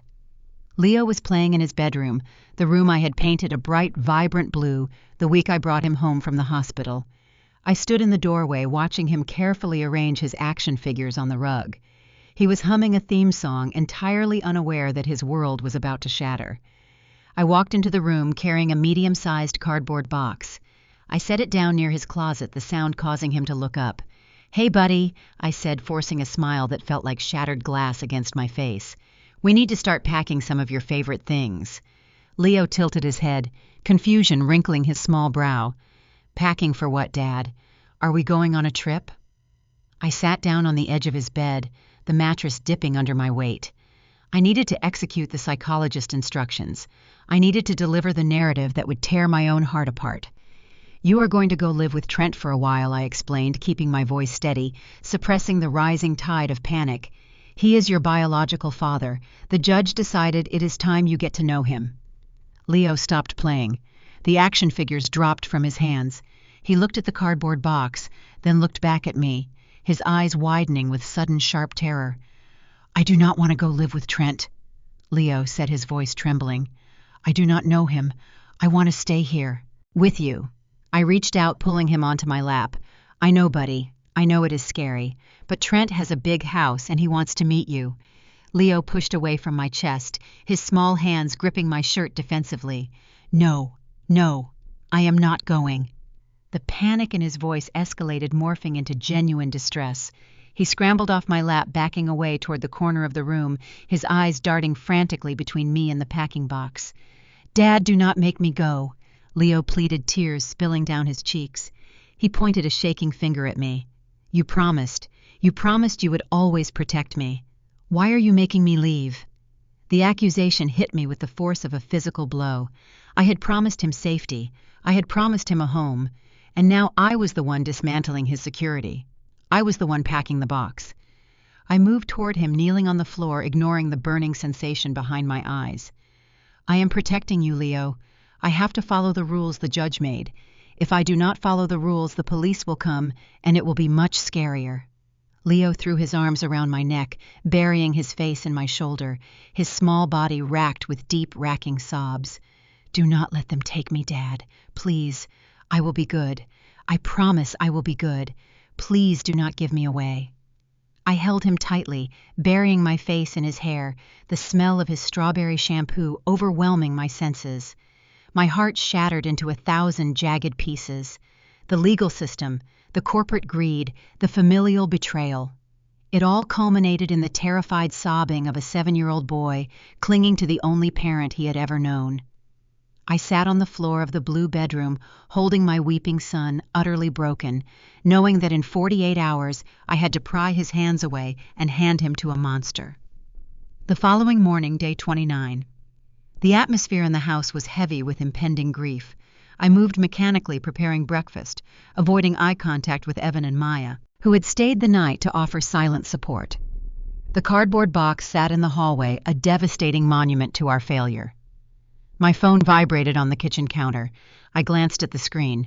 The caller ID displayed an unknown local number. I let it ring, assuming it was a reporter or another one of Trent Aggressive Legal Associates finalizing the transfer logistics. The phone stopped ringing. A moment later, a text message alert chimed.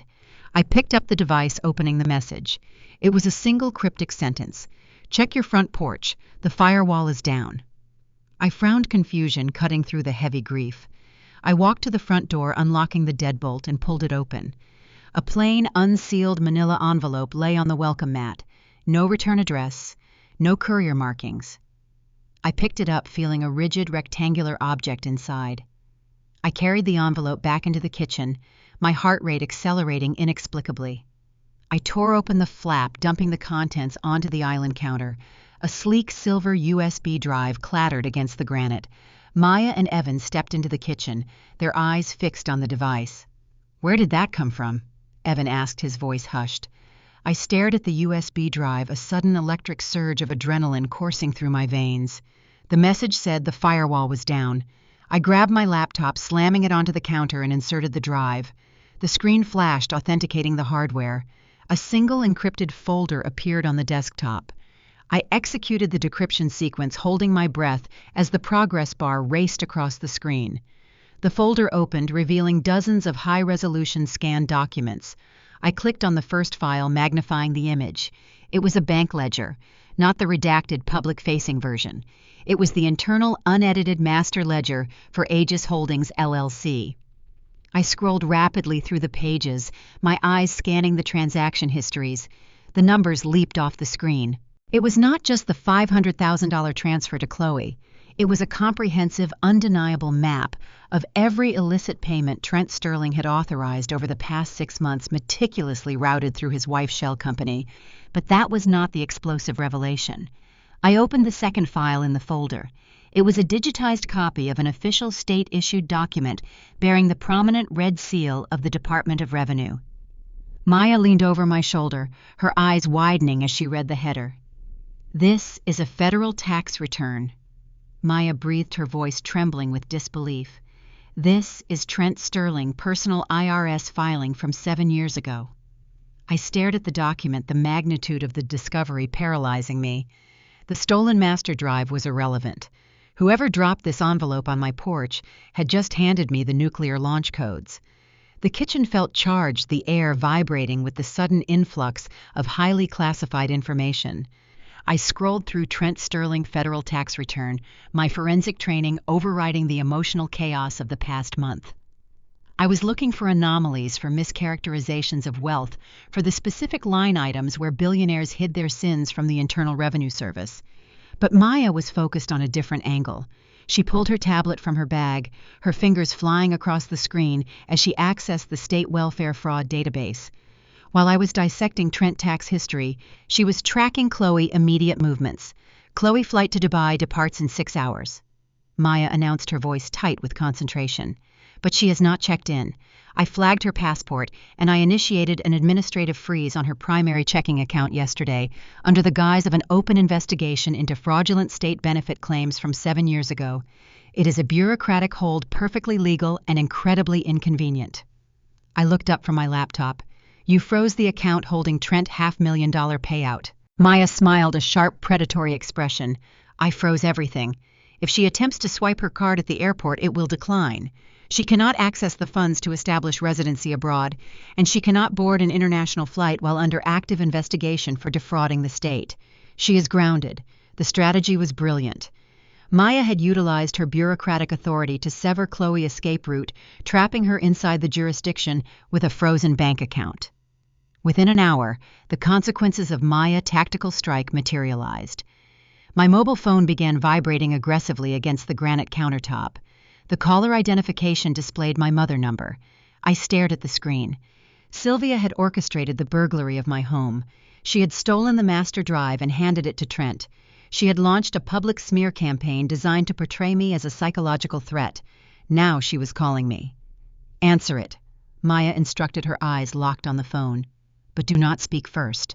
Let her drive the conversation. She is panicking." I picked up the device, activating the recording application on my laptop before accepting the call and placing it on speakerphone. Julian's Sylvia voice burst through the speaker, high-pitched and frantic, stripped of her usual composed arrogance.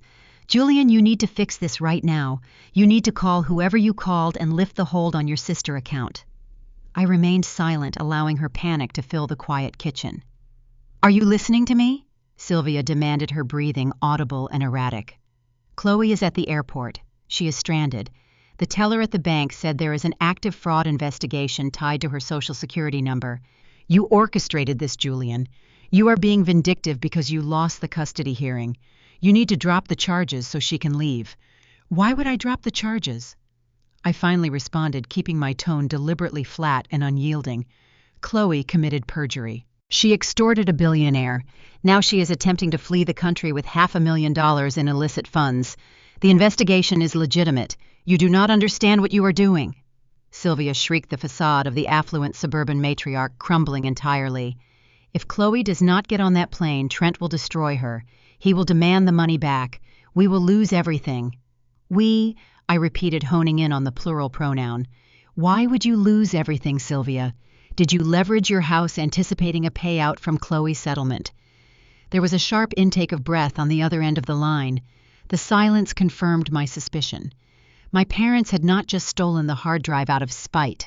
They had actively conspired with Chloe, banking on a trickle-down payout from Trent hush money to cover their own mounting debts. Now, with the funds frozen and Chloe trapped, their financial house of cards was collapsing. "You are ruining this family, Julian." Sylvia sobbed, a manipulative tactic I had endured for 34 years. "You have always been so selfish. You never understood the pressure Chloe was under. You never understood what Trent demanded of her." "What did Trent demand?" I pressed, recognizing the opening. "He demanded she fix the mistake." Sylvia blurted out, her desperation overriding her caution. "He did not want a scandal. He gave her $200,000 7 years ago to terminate the pregnancy quietly. He paid for the clinic. He paid for her silence. But she was scared, Julian. She took the money, but she hid the pregnancy. She hid the boy and dumped him on you because she was terrified Trent would find out she kept the money and the child. The confession echoed through the kitchen, stark and undeniable. Are you telling me Trent Sterling knew Chloe was pregnant 7 years ago? I asked, ensuring the recording captured the admission clearly. Are you telling me he paid her to terminate the child? Yes, Sylvia cried, her voice cracking. I knew. He always knew. He just did not know the child survived until a few months ago, when Chloe ran out of money and reached out to him. Now lift the hold on the account, Julian. Let her go before he ruins all of us. I ended the call, the dial tone severing her frantic pleading. I sat back staring at the laptop screen where the audio waveform of the recording was saving. We had it. We had the definitive proof that Trent Sterling had lied under oath. He had stood before a family court judge and sworn he had no knowledge of his son's existence until a month prior. Sylvia had just confirmed he financed an abortion 7 years ago, establishing his awareness of the pregnancy from the very beginning. We have the perjury, Evan said, his voice quiet with awe. Trent lied to the judge. He lied on his paternity petition. This recording proves he is a fraud. Maya, however, did not share our enthusiasm. She stared at the saved audio file, her expression darkening with the cold reality of family law procedure. It is a phenomenal confession, Maya analyzed, crossing her arms defensively. But it is legally radioactive in this jurisdiction. I looked at her, the triumphant high crashing into a wall of procedural doubt. What do you mean? She admitted Trent knew about the child. This state operates under strict two-party consent laws for audio recordings, Maya explained, her tone clinical. You did not inform Sylvia she was being recorded. Therefore, the audio was obtained illegally. If Victoria attempts to introduce this recording into evidence during a custody dispute, opposing counsel will immediately object. The judge will strike it from the record, rule it inadmissible, and potentially sanction Victoria for submitting illegally obtained material. I stared at the laptop. The recording was a smoking gun, but the legal system mandated I had to leave it in the holster. The truth was trapped behind a wall of procedural rules. We cannot use the audio, Maya continued, pacing the kitchen, and we cannot subpoena Sylvia to testify. She will invoke her Fifth Amendment right against self-incrimination regarding the extortion, or she will simply lie on the stand and claim she was under duress when she made the statement. The recording is functionally worthless in a courtroom. The realization was suffocating. I possessed a USB drive containing Trent-hidden financial ledgers dropped on my porch by an unknown source. I possessed an illegal audio recording of my mother confessing to Trent perjury. I had a mountain of truth, but I lacked the legally admissible vehicle to deliver it to the judge. The clock was merciless. It was Friday evening. The 30-day transition period expired on Monday morning. I had less than 72 hours to find a legal loophole to introduce the evidence, or I would have to pack my son into a car and hand him over to a man who had tried to pay for his termination. I looked back at the laptop, minimizing the useless audio file and maximizing the IRS tax return I had discovered on the anonymous USB drive. The federal document was legally admissible. It was a government record, not a clandestine recording. I stared at the lines of income deductions and capital gains. If Trent paid Chloe $200,000 7 years ago, that capital had to originate from somewhere. Billionaires do not carry that volume of cash. They liquidate assets, draw from trusts, or route payments through corporate entities.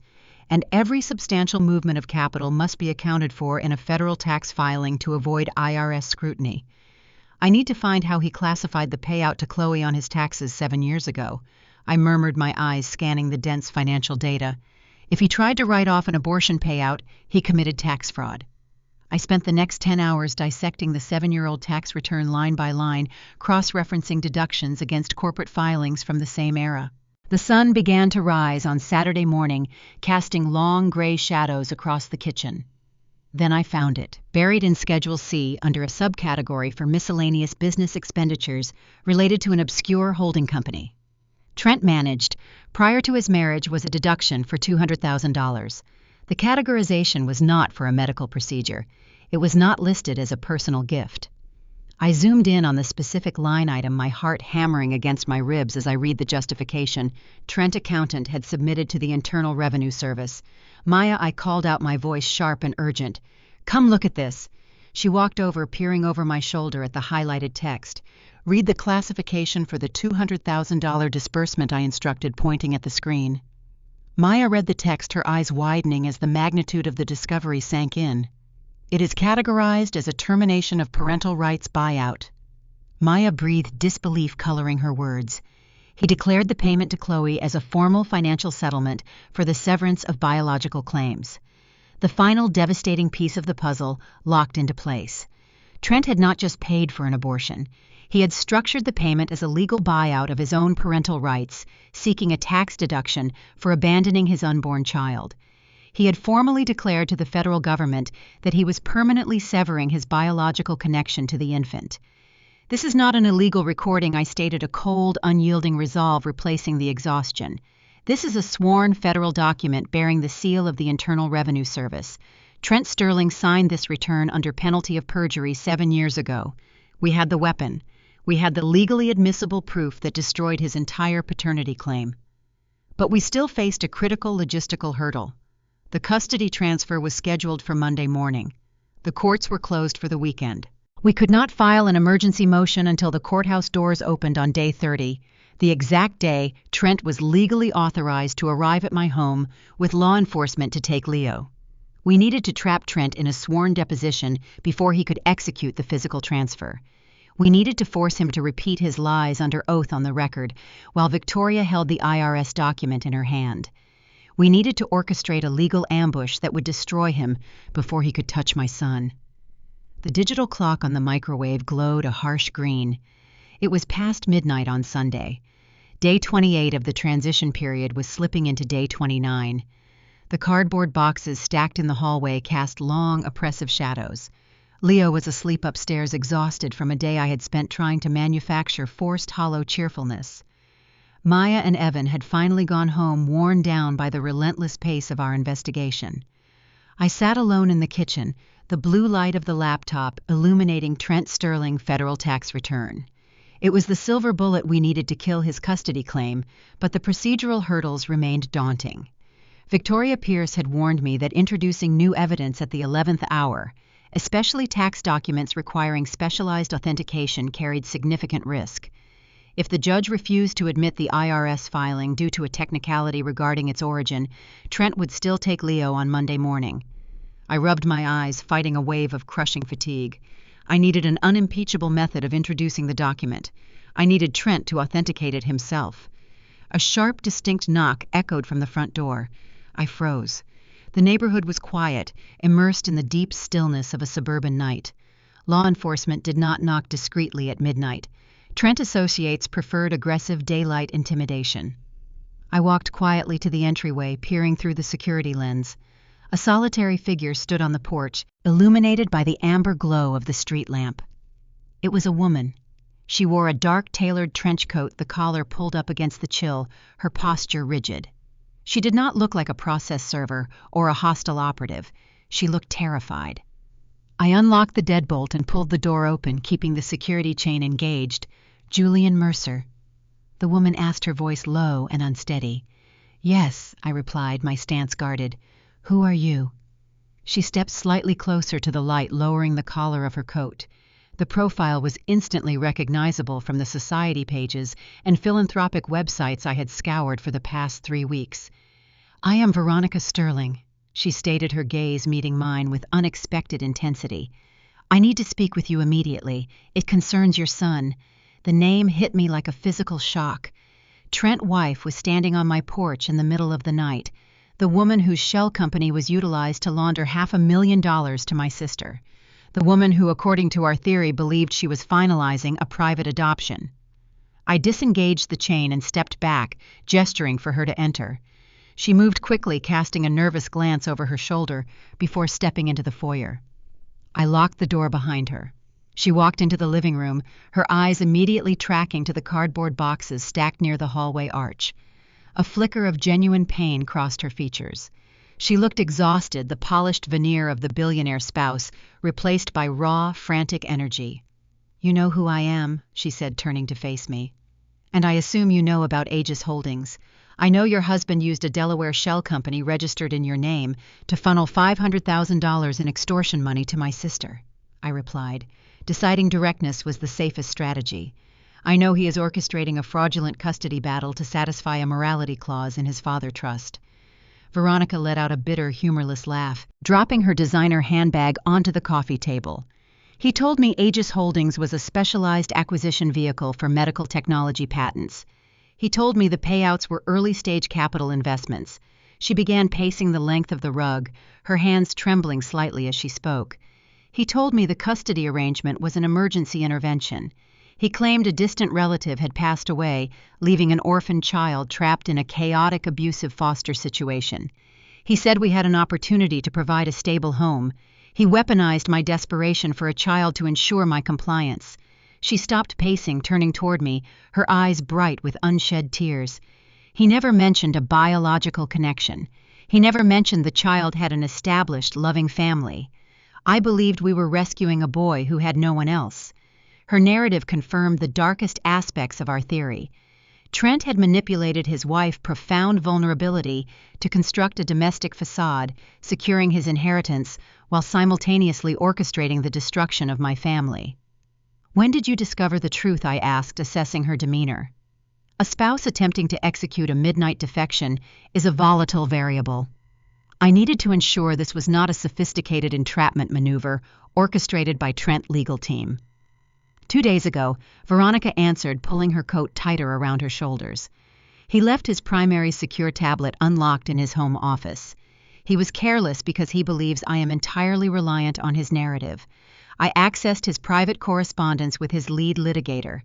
I read the unredacted strategy briefs. I read the details of the transition timeline and the plans he had established for Leo after the legal transfer." Her voice dropped, the revelation sickening her. "He does not plan to raise him, Julian. The briefs detailed immediate enrollment in a specialized boarding academy in Switzerland effective the moment the 30-day transition period concludes. He intends to fulfill the physical requirement of the morality clause for the inheritance transition and then exile the child internationally to minimize disruption to his lifestyle. He views the boy as an inconvenient tax holding. The image of Leo ripped from his blue bedroom and shipped to a foreign institution by a man he did not know ignited a blinding rage in my chest. Trent was not just stealing a child. He was disposing of a human life for corporate gain. "Why are you here?" I demanded, stepping closer. "If you have access to his communications, you know he holds all the legal advantages. The transition happens on Monday. Why risk his retaliation to tell me this now?" Veronica reached into the deep pocket of her trench coat, producing a thick, unsealed manila envelope. She tossed it onto the coffee table where it landed next to her handbag. "I cannot have a child," Julian, Veronica stated, her voice breaking the facade, completely shattering. The medical treatments, the surgeries, the endless cycles of hope and devastation. It broke me. But it did not break my humanity. I will not allow my desire for a family to be utilized as the mechanism that destroys a child life. I will not be complicit in the purchase and subsequent exile of a 7-year-old boy. She pointed to the envelope. "I hired a private investigator the moment I read those briefs. I instructed him to bypass the corporate firewall and extract the physical documentation linking Trent to the initial payout to your sister 7 years ago. The digital files are easily contested. The physical paper trail is undeniable." I stared at the envelope, the gravity of her offering settling over the room. The mysterious benefactor who had dropped the USB drive on my porch was standing in my living room. She had provided the IRS tax return. Now she was offering the foundational documents required to corroborate the federal filing. I picked up the envelope, pulling out the contents. It was a stack of heavy, watermarked documents bearing the insignia of Trent Primary Wealth Management Firm from 7 years ago. The top page was an internal authorization form detailing the liquidation of a specific asset portfolio to generate $200,000 in untraceable cash. The authorization signature was unmistakably Trent Sterling. The second document was an internal legal memo drafted by a junior associate at his law firm advising against the structure of the buyout. The memo explicitly referenced the payment as a financial severance of biological responsibilities regarding Chloe Mercer. This is the origin point I breathed, scanning the dense legal text. This proves he executed a financial termination of parental rights before Leo was even born. It corroborates the IRS filing. It demonstrates he has been lying to the court from the very beginning. I looked at Veronica, a profound sense of gratitude cutting through the exhaustion. This changes the entire trajectory of the case. With these documents, Victoria can file an emergency motion for dismissal on Monday morning based on egregious fraud upon the court. Veronica's expression remained grim. She did not share my sudden surge of optimism. She looked at the papers in my hand, then slowly shook her head. "You need to look closer, Julian," she cautioned, her voice barely a whisper. "Look at the formatting. Look at the seals." I frowned, shifting the documents under the glow of the living room lamp. I examined the edges, the texture of the paper, the clarity of the signatures. The realization hit me sour and heavy. These are high-quality photocopies, I noted, tracing my finger over the flat printed signature block. They are not the original wet ink documents. Veronica nodded, her posture defeated. My investigator could only access the digital archival system to print these reproductions. The original documents, the ones bearing the authentic signatures, the notary stamps, and the physical banking routing codes, are secured in a biometric safe inside the primary office of Trent lead litigator. The implication was devastating. In a high-stakes family court battle, especially one involving a billionaire, contesting allegations of fraud, unauthenticated photocopies are evidentiary poison. Trent elite legal team would immediately file a motion to strike the documents, claiming they were fabricated, manipulated, or taken entirely out of context. Without the original physical copies to undergo forensic authentication, the judge would likely rule the evidence inadmissible hearsay. We had the map to the treasure, but the treasure itself was locked inside an impenetrable fortress. If we submit these copies on Monday morning, Trent lawyers will tear them apart before the judge even reads the second page. I assessed the strategic reality, crushing the momentary hope. They will argue I manufactured the documents in a desperate last-minute attempt to halt the legal transition. It could backfire, entirely accelerating the removal order. We need the originals. Veronica agreed, picking up her handbag. But accessing that safe is impossible. It requires dual authentication from Trent and his lead partner. I have given you the roadmap, Julian, but you have to find a way to make him admit the contents are real. She turned and walked toward the front door, pausing with her hand on the brass knob. She looked back at me, her expression a complex mixture of sorrow and fierce resolve. "I am filing for divorce on Monday morning," Veronica stated. "I am leaving the city. I cannot shield you from what comes next. You have exactly 24 hours to figure out how to corner him. Do not let him take that boy." She opened the door and slipped out into the darkness, the taillights of her waiting car disappearing down the quiet suburban street. I stood in the entryway, the photocopied documents heavy in my hand. I had the truth. I had the motive. I had the federal tax return. But without the original wealth management authorizations, my entire defense relied on circumstantial connections that a skilled lawyer could dismantle in minutes. The transition deadline was no longer a date on a calendar. It was a physical wall rushing toward me. Trent Sterling had fortified his position behind impenetrable legal privilege and biometric safes. If I walked into court on Monday relying on photocopies and a USB drive, he would win. I needed to bypass the courtroom entirely. I needed to drag Trent into a scenario where the standard rules of evidentiary procedure did not apply. I needed to force a confrontation where his arrogance would override his caution. I walked back to the dining room, pulling out my phone. I dialed Victoria Pierce's personal cell number. It was 1 a.m, but the situation demanded immediate aggressive action. She answered on the third ring, her voice sharp and alert despite the hour. "Julian, what is it?"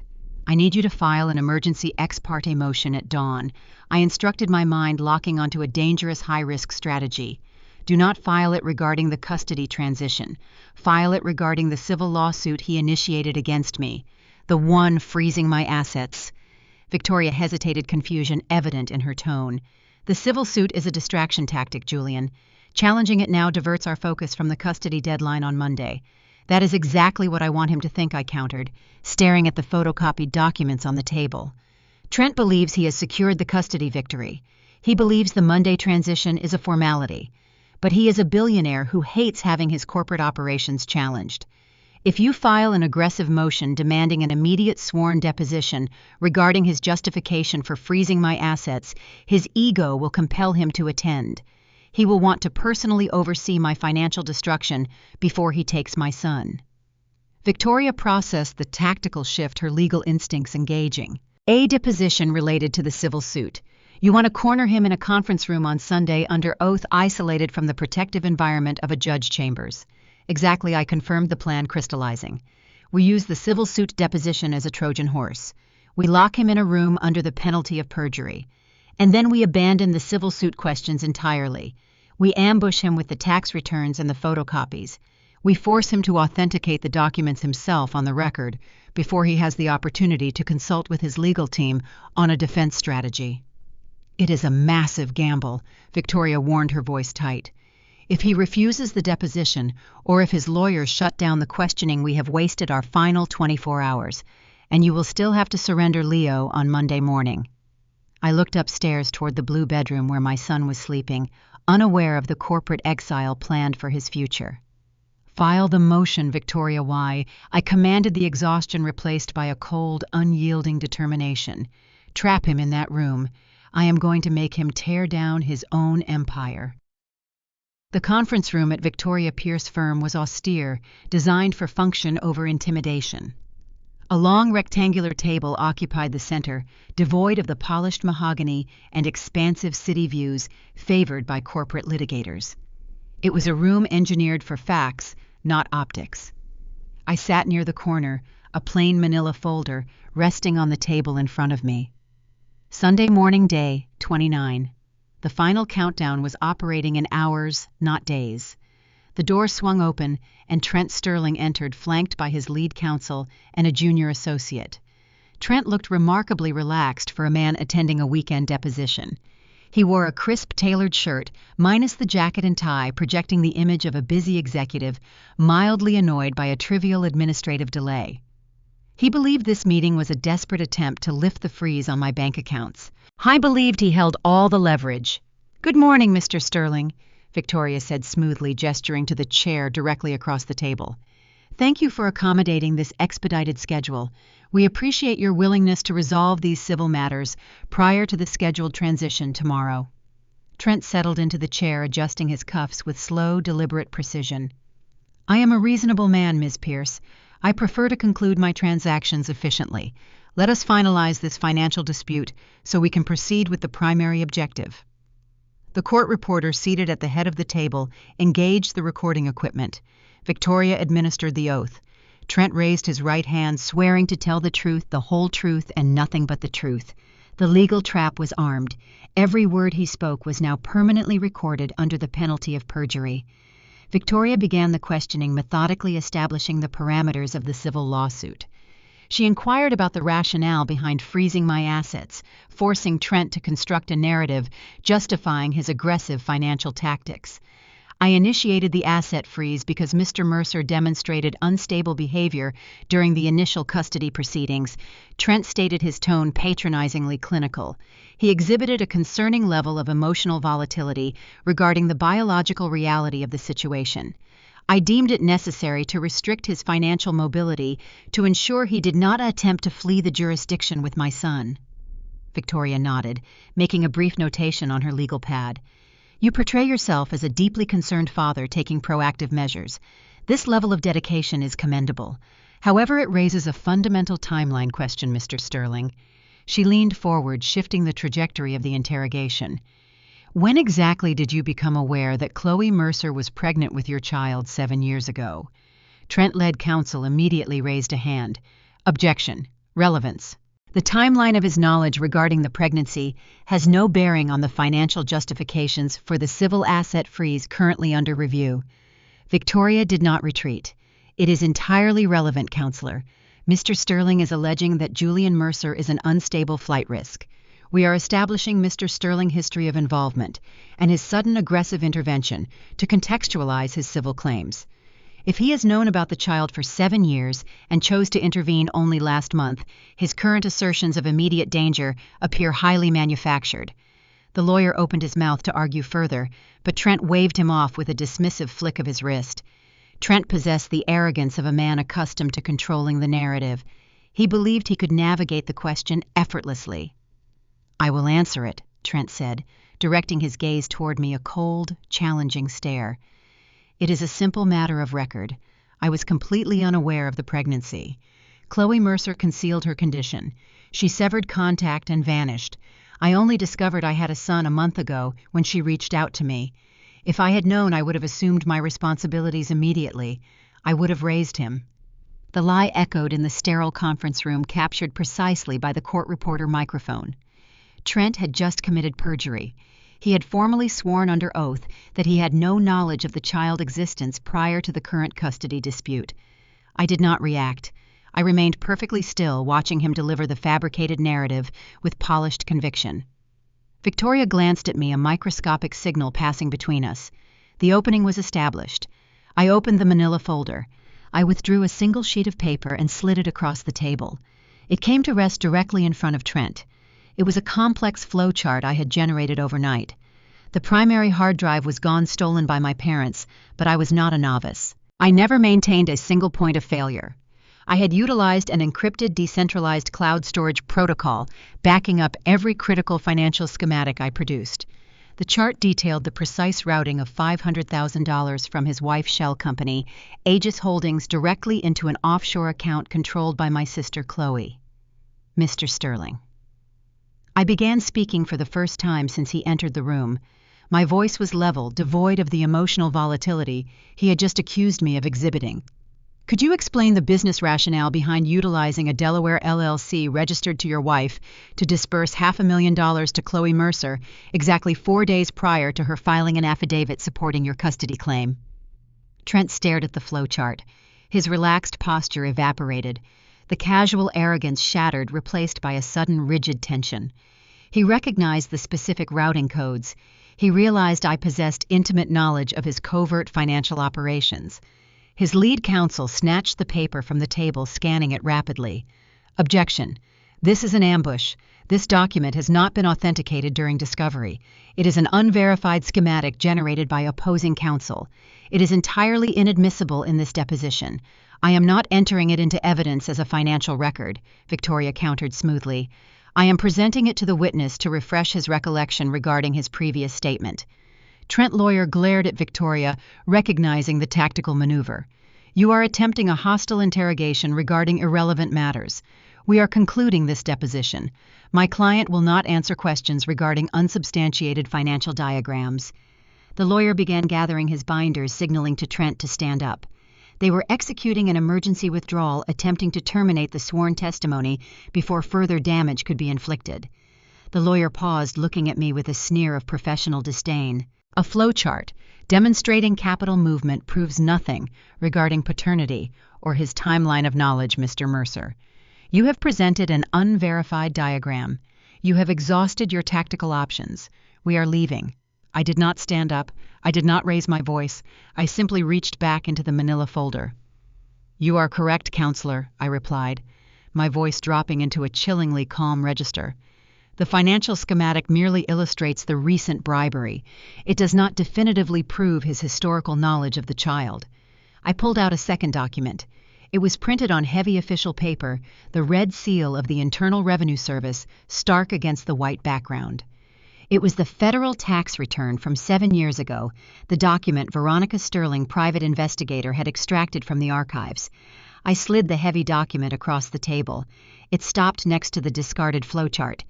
"But a sworn federal tax return certainly does," I stated. Trent looked down at the document.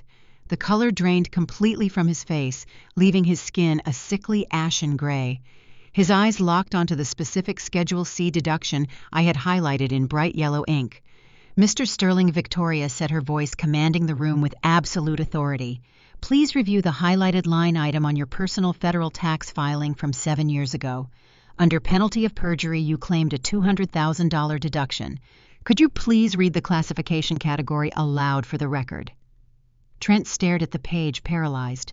The silence in the room was absolute heavy with the impending devastation of a billionaire carefully constructed empire.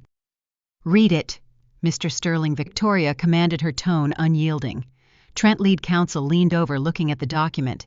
He physically recoiled, the professional arrogance vanishing instantly, replaced by sheer, unadulterated panic. The lawyer recognized the catastrophic implications immediately. Trent swallowed hard, his throat working convulsively. He looked at the court reporter, then at Victoria, and finally his gaze settled on me. The man who had attempted to steal my son, who had orchestrated a campaign to destroy my life, was cornered. "I will read it." I offered, maintaining eye contact with Trent. "The deduction is categorized as a termination of parental rights buyout. 7 years ago, you paid Chloe Mercer $200,000, not for an abortion as she claimed, but as a formal financial settlement to sever your biological responsibilities to the child she was carrying. You declared the payment to the federal government." The court reporter fingers flew across the steno machine, capturing the explosive revelation. "You signed that tax return under penalty of perjury 7 years ago, acknowledging your parental connection and formally buying your way out of it," Victoria added, twisting the legal knife. "And 10 minutes ago in this room, you swore under oath that you had no knowledge of the child's existence until last month." Victoria leaned forward, resting her hands on the table. "You just committed perjury on the record, Mr. Sterling. You have actively defrauded a family court judge to initiate a fraudulent custody transfer." Trent sat perfectly still. The polished veneer was gone. He looked cornered, desperate, and dangerous. His lawyer scrambled to salvage the situation. "This deposition is suspended," the counsel shouted, slamming his briefcase shut. "We are invoking Fifth Amendment privileges regarding these documents until we can verify their origin. Do not say another word, Trent. We are leaving. Now." The lawyer grabbed Trent's arm, pulling him toward the door.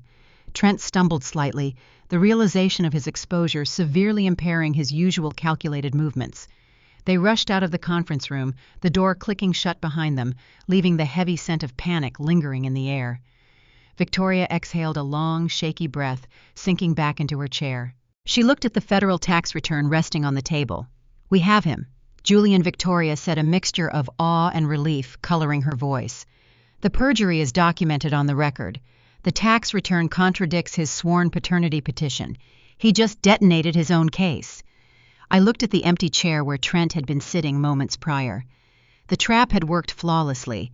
He had authenticated the timeline of his deception through his own sworn lies. But the victory felt incomplete.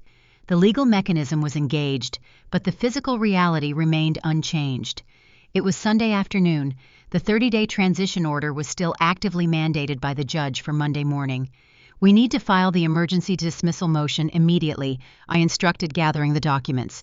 "We need to present this deposition transcript and the tax return to the judge before the courthouse doors open tomorrow." Victoria nodded, her professional focus snapping back into place. "I am drafting the ex parte motion right now. We will electronically file it with the emergency duty judge within the hour. We are going to stop the transfer, Julian." I walked out of the law firm, stepping onto the busy city sidewalk. The tension that had coiled in my chest for 29 days began to loosen, replaced by a fierce, driving momentum. I had cornered the billionaire. I had exposed the fraud. My phone vibrated in my pocket. I pulled it out, expecting a logistical update from Maya or Evan.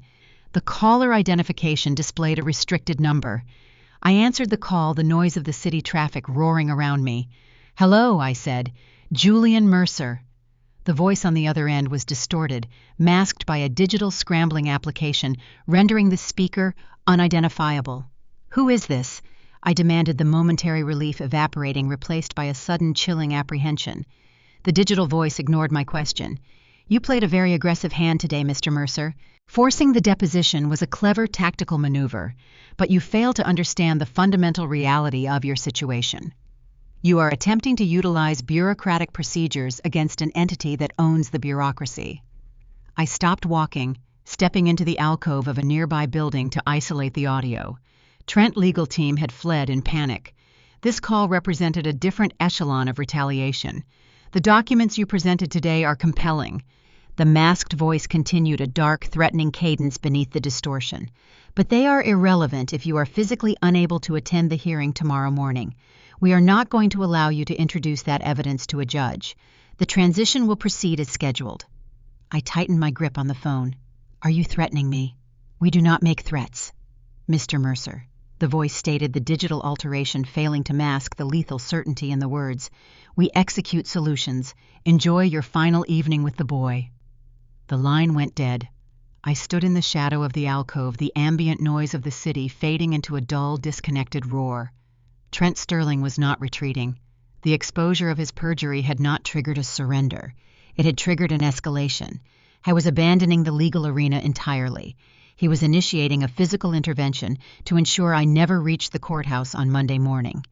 The masked threat echoed in my mind as I sprinted toward my parked car. Trent was mobilizing a physical strike force. I could not return to my house. The address was compromised. I needed to secure Leo and vanish until the courthouse opened on Monday morning. I dialed Evan while navigating the chaotic afternoon traffic. "Evan, get Leo out of the house immediately," I commanded, skipping any preamble. "Do not pack anything. Do not stop to lock the doors. Take my vehicle, not yours. Drive to the secure underground parking structure at Victoria Law Firm and wait for me. We are blown." Evan did not question the urgency. "I am grabbing him now. We will see you at the firm." I spent the next 14 hours locked inside a windowless conference room adjacent to Victoria office. Evan and Maya maintained a perimeter in the reception area, transforming the sterile legal environment into a defensive bunker. Leo slept fitfully on a leather sofa, oblivious to the high-stakes maneuvers happening just feet away. Victoria drafted the emergency dismissal motion, appending the authenticated deposition transcript and the federal tax return. I sat beside her, analyzing every sentence, ensuring the legal narrative perfectly encapsulated the financial fraud we had uncovered. We were constructing a guillotine designed specifically for Trent Sterling. At 7 o'clock on Monday morning, day 30, we moved. We utilized the secure freight elevator, bypassing the public lobby entirely. Maya drove her nondescript sedan, utilizing an erratic route to the county courthouse to ensure we were not trailed by Trent private security contractors. The family courthouse was a fortress of polished marble and heavy oak doors. We moved swiftly through the security checkpoint, the tension radiating from our small group. We reached the courtroom designated for the transition hearing. The gallery was empty, the atmosphere thick with impending finality. Trent Sterling was already seated at the petitioner table. He looked pristine, his bespoke suit immaculate, projecting an aura of untouchable wealth. His legal team surrounded him, arranging their extensive binders. The arrogance was palpable. He believed the threatening phone call had secured his victory. He believed he had intimidated me into submission. I walked down the aisle, holding Leo's hand tightly. The boy was trembling, his small fingers gripping mine with desperate strength. I guided him to the bench directly behind the respondent table, where Evan and Maya sat flanking him, creating a physical barrier of protection. I took my seat next to Victoria. I did not look at Trent. I focused entirely on the heavy wooden door leading to the judge chambers. The bailiff announced the judge arrival. The room stood in unison. The judge took his seat, his expression neutral and bureaucratic. He adjusted his glasses, looking down at the docket. "We are here to finalize the transition orders regarding the minor child Leo Mercer," the judge announced, his voice devoid of emotion. "As per the previous ruling, 30 days have elapsed. Physical custody will now transfer to the biological father, Trent Sterling. Are there any outstanding logistical matters before I execute the final order?" Trent lead counsel stood smoothly. "No, Your Honor. Mr. Sterling is prepared to assume immediate physical custody. We have transportation waiting at the rear entrance to facilitate a discreet departure." The lawyer glanced toward me, a triumphant smirk playing on his lips. He was expecting compliance. He was expecting the broken surrender of a man who had exhausted his resources. Victoria Pierce stood up. The movement was sharp, cutting through the performative legal courtesy. "Your Honor." Victoria began, her voice ringing clear and authoritative across the courtroom. "We are not here to finalize a transition. We are filing an emergency ex parte motion for immediate dismissal of the paternity petition with extreme prejudice." The judge frowned, leaning forward. "Ms. Pierce, the transition timeline was explicitly mandated 30 days ago. I am not entertaining delay tactics or 11th-hour emotional appeals. The biological rights of the father have been established. We are not appealing the timeline, Your Honor." Victoria countered, stepping out from behind the table. "We are presenting authenticated evidence demonstrating egregious fraud upon this court. The petitioner Trent Sterling has actively engaged in perjury, document fabrication, and financial manipulation to secure this custody order under false pretenses." The courtroom atmosphere shifted instantly. The bureaucratic routine was shattered by the severity of the allegations.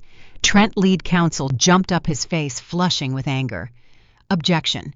This is an outrageous, baseless smear campaign designed to disrupt a finalized legal procedure. Opposing counsel is attempting to litigate a settled matter with fabricated accusations." The judge raised his hand, silencing the lawyer. "Fraud upon the court is a severe allegation, Ms. Pierce. You are aware of the professional consequences of submitting unsubstantiated claims. What evidence are you presenting?" Victoria walked toward the clerk desk, carrying a thick, sealed folder. "Yesterday afternoon, we conducted a sworn deposition regarding a tangential civil matter initiated by Mr. Sterling Victoria, stated maintaining eye contact with the judge. Under oath on the record, Mr. Sterling explicitly testified that he had no knowledge of his son's existence until a month prior to initiating this custody dispute. He swore he was entirely unaware of Chloe Mercer's pregnancy 7 years ago." She handed the folder to the clerk, who passed it up to the judge. "Inside that folder, Your Honor, is a certified, authenticated copy of Mr. Sterling's federal tax return from 7 years ago, bearing the official seal of the Internal Revenue Service. It was obtained during our investigation into his financial operations." The judge opened the folder, pulling out the heavy watermarked document. He adjusted his glasses, scanning the pages. "I direct your attention to Schedule C, line 42. Victoria instructed, her voice steady and relentless. "Mr. Sterling claimed a $200,000 deduction. The classification submitted by his accounting firm to the federal government is listed as a termination of parental rights buyout." The silence in the courtroom was absolute. The only sound was the rustle of paper as the judge flipped to the specific page. "Trent Sterling paid the biological mother $200,000 7 years ago to sever his parental responsibilities." Victoria continued, ensuring the court reporter captured every word.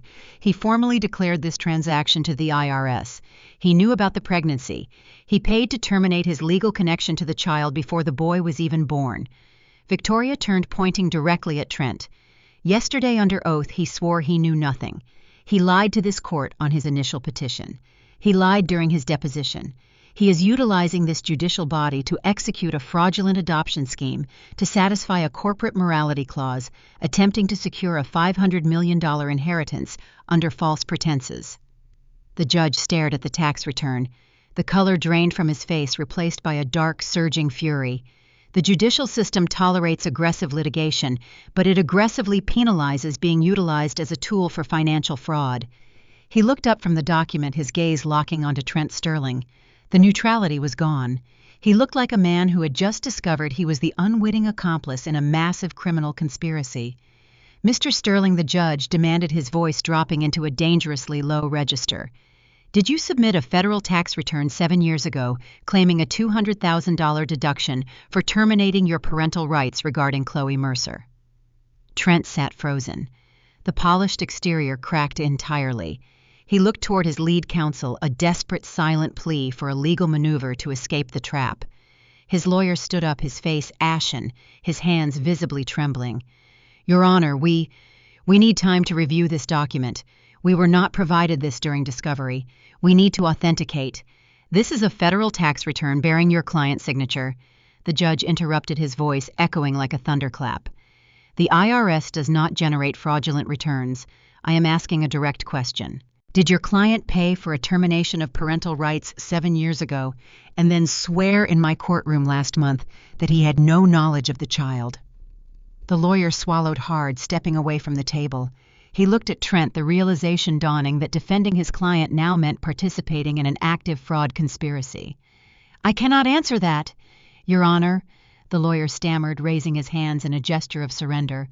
"I need to confer with my client. We may need to invoke Fifth Amendment privileges regarding this specific document." The invocation of the Fifth Amendment in a civil family court proceeding is a catastrophic admission of guilt. The judge's reaction was immediate and explosive. "You do not get to confer, counselor," the judge roared, slamming his hand against the bench. Your client utilized this court to execute a fraudulent extraction of a minor child. He committed perjury on my docket. He manipulated the legal system for corporate gain. The judge grabbed his gavel, wielding it like a weapon. The transition order is vacated immediately, the judge declared, his voice ringing with absolute finality. The petition for custody is dismissed with extreme prejudice. Mr. Mercer, your temporary guardianship is hereby converted into permanent, irrevocable legal and physical custody. Trent Sterling has no standing in this court, and he will never approach that child again. I exhaled a breath I felt I had been holding for 30 days. The relief crashed over me, a physical wave that weakened my knees. We had won. The billionaire strategy was dismantled. But the judge was not finished. He turned toward the bailiff, his expression lethal. "Bailiff, secure the doors," the judge commanded. "I am initiating an immediate judicial referral.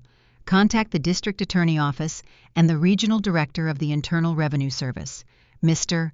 Sterling is not leaving this building until federal investigators arrive to discuss his perjury and the fraudulent utilization of corporate shell companies to launder extortion payments." Trent Sterling stood up, panic overriding his calculated demeanor. "You cannot do this. You have no jurisdiction over my financial filings. Sit down." "Mr. Sterling," the judge ordered, the command echoing through the silent room, "or you will spend the next 48 hours in a holding cell awaiting federal processing." Trent lead counsel stepped back, physically distancing himself from his client. He recognized the sinking ship. The billionaire was going down, and the lawyer was not going to drown with him. "No, no, this cannot be happening," the lawyer muttered, his face pale, staring at the IRS document resting on the judge bench. The impossible had happened. The untouchable billionaire had been ensnared by his own meticulous accounting. His attempt to buy a child had resulted in the complete destruction of his empire. The stillness in the courtroom was not peaceful. It was the volatile silence preceding a detonation. The judge removed his glasses, placing them carefully on the bench. He folded his hands, leaning forward to address the man who had attempted to purchase a human being through judicial manipulation. "Mr. Sterling," the judge began, his voice a low, grating rumble that carried to the back of the gallery. "You have utilized this courtroom as a transactional processing center. You concealed a verified, compensated termination of parental rights. You actively engaged in perjury to establish biological standing. You submitted a fabricated medical evaluation to trigger an emergency removal of a minor child." Trent shifted in his chair, the bespoke suit suddenly appearing restrictive and uncomfortable. The arrogance that had defined his presence for 30 days evaporated, replaced by the frantic calculation of a trapped predator analyzing dwindling escape routes. "You misunderstand the financial mechanism, Your Honor." Trent attempted his voice tight, lacking its usual commanding resonance. The payout was a philanthropic severance, not a formalized TPR. The documentation lacks the requisite state filing to constitute a permanent biological waiver. The judge struck the sounding block with his gavel, a sharp crack that severed Trent's defense instantly. "Do not attempt to litigate federal tax classifications in my courtroom." The judge reprimanded, the volume escalating. "You cannot claim a federal deduction for severing biological ties while simultaneously asserting those ties in a state custody proceeding. In this jurisdiction, executing a financial settlement intended to terminate parental responsibility, especially when formally declared to a federal agency, permanently extinguishes any future claim based on consanguinity." The judge leaned closer, delivering the final devastating blow to the billionaire scheme. "When you signed that tax return, you erased your bloodline legally and permanently," the judge stated, his words landing like heavy stones. "You have no son, you have no heir, you possess nothing but a meticulously documented record of fraud." The entire framework of Trent's existence collapsed in real time. The implications cascaded through the room. If the fraud was exposed, his father Arthur Sterling would enforce the morality clause immediately. Trent would not just lose the custody battle, he would forfeit the CEO position and the controlling shares of a $500 million empire.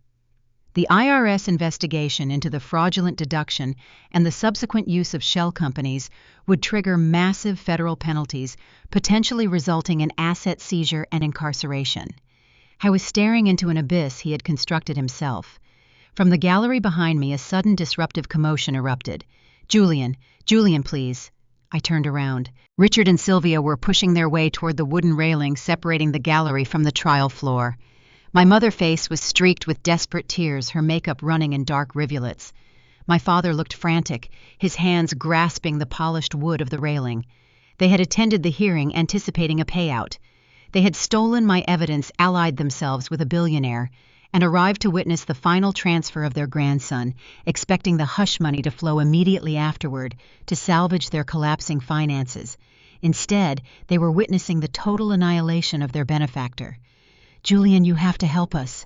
Sylvia sobbed, her voice shrill and piercing. "The bank called this morning. They are foreclosing on the house. Trent promised he would cover the loans once the transition was complete. You have to talk to the judge. Tell him Trent needs to fulfill his obligations." The sheer audacity of her request was paralyzing. She had burgled my home, stolen my primary defense, and actively conspired to tear my son away. Now, watching the billionaire burn, her only concern was the extraction of her promised bribe. I did not respond.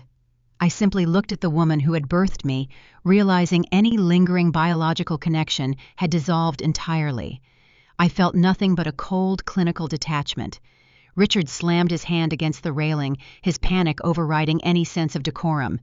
"Do not ignore your mother, Julian. You won the custody battle. You have the boy. Now be reasonable. We are family. You cannot let us lose the house." The word family echoed obscenely in the sterile courtroom. Before I could articulate a response, Maya stepped out from the pew, moving with calm, predatory efficiency. She did not raise her voice. She did not argue. She simply raised her hand, signaling the two armed bailiffs stationed near the rear exits. "Officers," Maya instructed, her tone projecting the undeniable authority of a lead state investigator. "The individuals currently causing a disturbance in the gallery are Richard and Sylvia Mercer. They are currently subjects of an active investigation regarding burglary, theft of critical legal evidence, and conspiracy to commit extortion. Please detain them for questioning." Richard's eyes widened in sheer terror. Sylvia shrieked, stumbling backward as the bailiffs approached, their hands resting cautiously on their utility belts. "You cannot do this!" Sylvia screamed, pointing a trembling finger at me. "I am your mother. We were just trying to survive. We did not hurt anyone. You tried to sell a 7-year-old child to secure your mortgage," Maya countered coldly, blocking their path to the exit. "You broke into a home. You stole encrypted hardware. That is not survival. That is a felony." The bailiffs escorted my parents out of the courtroom. Their frantic protests were muffled as the heavy oak doors swung shut, sealing their fate. They had bet their entire existence on a billionaire, and the resulting bankruptcy and criminal charges were entirely of their own making. The courtroom refocused on the primary conflict at the petitioner table.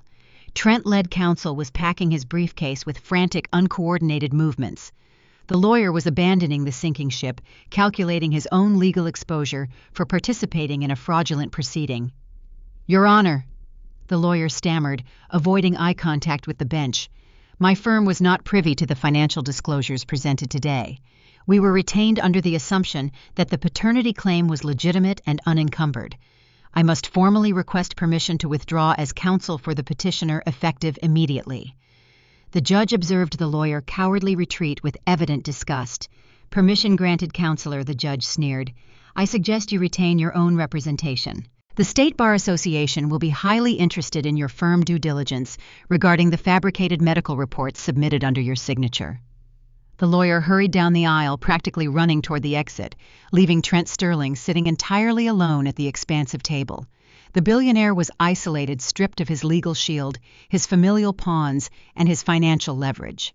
The judge turned his attention back to the solitary figure. "Mr. Sterling," the judge announced, his voice carrying the finality of an execution order. "This court has zero tolerance for individuals who weaponize the judicial system to execute corporate fraud and child endangerment." The judge signaled the remaining bailiff stationed near the bench. "An emergency arrest warrant is hereby issued." The judge declared, the words dropping like a guillotine blade. "Trent Sterling, you are remanded into custody, pending charges of perjury, filing false legal instruments, and conspiracy to commit fraud upon the court. You will be held without bail until your arraignment." The bailiff approached the table, unholstering a pair of heavy steel handcuffs. Trent stood up, his movements stiff and uncoordinated. He looked around the courtroom, realizing the vast wealth that had insulated him his entire life was completely useless in this room. He could not buy the judge. He could not bribe the bailiff. He could not erase the federal tax return resting on the bench. This is a misunderstanding. Trent attempted, his voice lacking conviction, a feeble protest against the inevitable. My father will rectify this. Your father will be reading about your indictment in the Financial Times, the judge retorted coldly. Turn around and place your hands behind your back. Trent complied slowly, the metallic click of the handcuffs echoing sharply in the quiet room. The sound represented the definitive end of the 30-day nightmare. The billionaire was restrained, stripped of his power, and escorted toward the side door leading to the holding cells. I watched him disappear into the custody of the state. There was no triumphant surge of adrenaline, no dramatic cinematic music. There was only the profound, settling quiet of a threat neutralized. I turned around, looking at the gallery bench behind me. Evan was sitting there, his hands resting protectively on Leo's shoulders. My son was awake now, rubbing his eyes, confused by the sudden activity, but entirely unaware of the catastrophic danger that had just been averted. I walked toward the wooden railing, the weight of the past month lifting from my shoulders, replaced by an overwhelming sense of clarity. The battle was over. The paperwork was finalized. The predators were caged. I reached over the railing, pulling my son into a tight, desperate embrace. The smell of his strawberry shampoo grounded me, pulling me back from the precipice of the legal warfare. Are we going home, Dad? Leo asked, his voice sleepy and small, trusting the promise I had made him on the floor of his blue bedroom. I held him tighter, the tears I had suppressed for 30 days, finally breaking free, soaking into his small shirt. Yes, buddy, I whispered, my voice thick with emotion. We are going home, and we are never leaving again. The fallout from the courtroom detonation was swift, clinical, and irreversible. The justice system, often slow and burdened by bureaucracy, moves with terrifying velocity when federal tax fraud and corporate perjury are exposed on the public record. News of Trent Sterling being escorted from a family court proceeding in handcuffs reached the financial sector before his transport vehicle even arrived at the central booking facility. The market reaction was instantaneous. Sterling Capital Group, reliant on its pristine reputation for securing institutional investors, faced an immediate crisis. The board of directors convened an emergency session. Arthur Sterling watched the news alerts from his hospital bed. The patriarch was dying, but his ruthlessness remained entirely intact. He had structured his trust to protect the empire from scandal. He did not hesitate to execute the protocols. Arthur summoned his corporate counsel and formally triggered the morality clause. Trent was stripped of his executive title and severed from the line of succession. The $500 million inheritance, the prize Trent had sacrificed everything to secure, reverted seamlessly to a designated charitable foundation. Trent traded a child for a corporate kingdom and earned a concrete cell instead. The Internal Revenue Service Criminal Investigation Division assumed jurisdiction over his financial records, falsifying a Schedule C deduction to conceal a biological severance payment constituted severe federal tax evasion. Coupled with perjury and the fraudulent use of a Delaware shell company, the federal prosecutor declined to offer bail, citing Trent as a significant flight risk with access to offshore capital. The untouchable billionaire was reduced to an inmate number staring at decades in a federal penitentiary. While Trent faced processing, his co-conspirator encountered her own inescapable reality. Chloe stood at the premium check-in counter at the international terminal, her designer luggage stacked neatly beside her. She handed the ticketing agent her passport and a sleek metal credit card, anticipating the luxury of a first-class flight to Dubai. She believed she had successfully extorted a fortune and escaped the collateral damage. The ticketing agent swiped the card. The terminal screen blinked, displaying a rigid denial code. The agent tried a secondary card. Declined. Chloe slammed her hand against the counter, her voice rising in shrill indignation, demanding the agent override the system. She reached for her phone to check her offshore balances, only to find the banking applications locked. Maya had not merely frozen the domestic accounts. She had initiated a comprehensive financial freeze, coordinating with federal authorities, investigating wire fraud and extortion across state lines. Two agents wearing dark windbreakers approached the ticketing counter. They did not raise their voices. They simply flanked Chloe, presenting their credentials and a federal arrest warrant. The audio recording of Chloe demanding $50 million from Trent, while legally problematic for a family court custody dispute, was entirely admissible for federal agents executing a criminal extortion probe. They read her the Miranda rights next to the luggage scale. The cold steel of the handcuffs clicked around her wrists, anchoring her to the consequences she had spent her entire life outrunning. She had attempted to sell her son for a payout, and the transaction earned her a federal indictment. The most intimate betrayal, however, demanded a different kind of resolution. I walked out of the courtroom holding Leo securely against my side. Victoria Pierce walked on my left, her briefcase packed with the signed dismissal orders. Maya and Evan walked closely behind us, a unified front of genuine protection. In the wide marble corridor leading to the main exit, Richard and Sylvia waited. The bailiffs had released them from temporary detainment, pending a formal arraignment for the burglary of my home and the theft of the encrypted hard drive. Their physical appearance had deteriorated drastically. The affluent suburban facade was shattered, Sylvia's makeup was ruined, and Richard stood with his shoulders slumped, the arrogant posture erased by impending ruin. They had wagered their entire existence on Trent Sterling prevailing. To fund their lifestyle while awaiting the promised reward, Richard had leveraged their pristine colonial home, drawing a high-interest equity line of credit. With Trent incarcerated and their assets frozen under the conspiracy investigation, the bank was initiating immediate foreclosure proceedings. The gallery wall showcasing Chloe achievements, the sunroom where they had ambushed me, the manicured lawn, it was all being seized by creditors. They were facing bankruptcy, social exile, and felony charges. Sylvia stepped into the center of the corridor, blocking my path.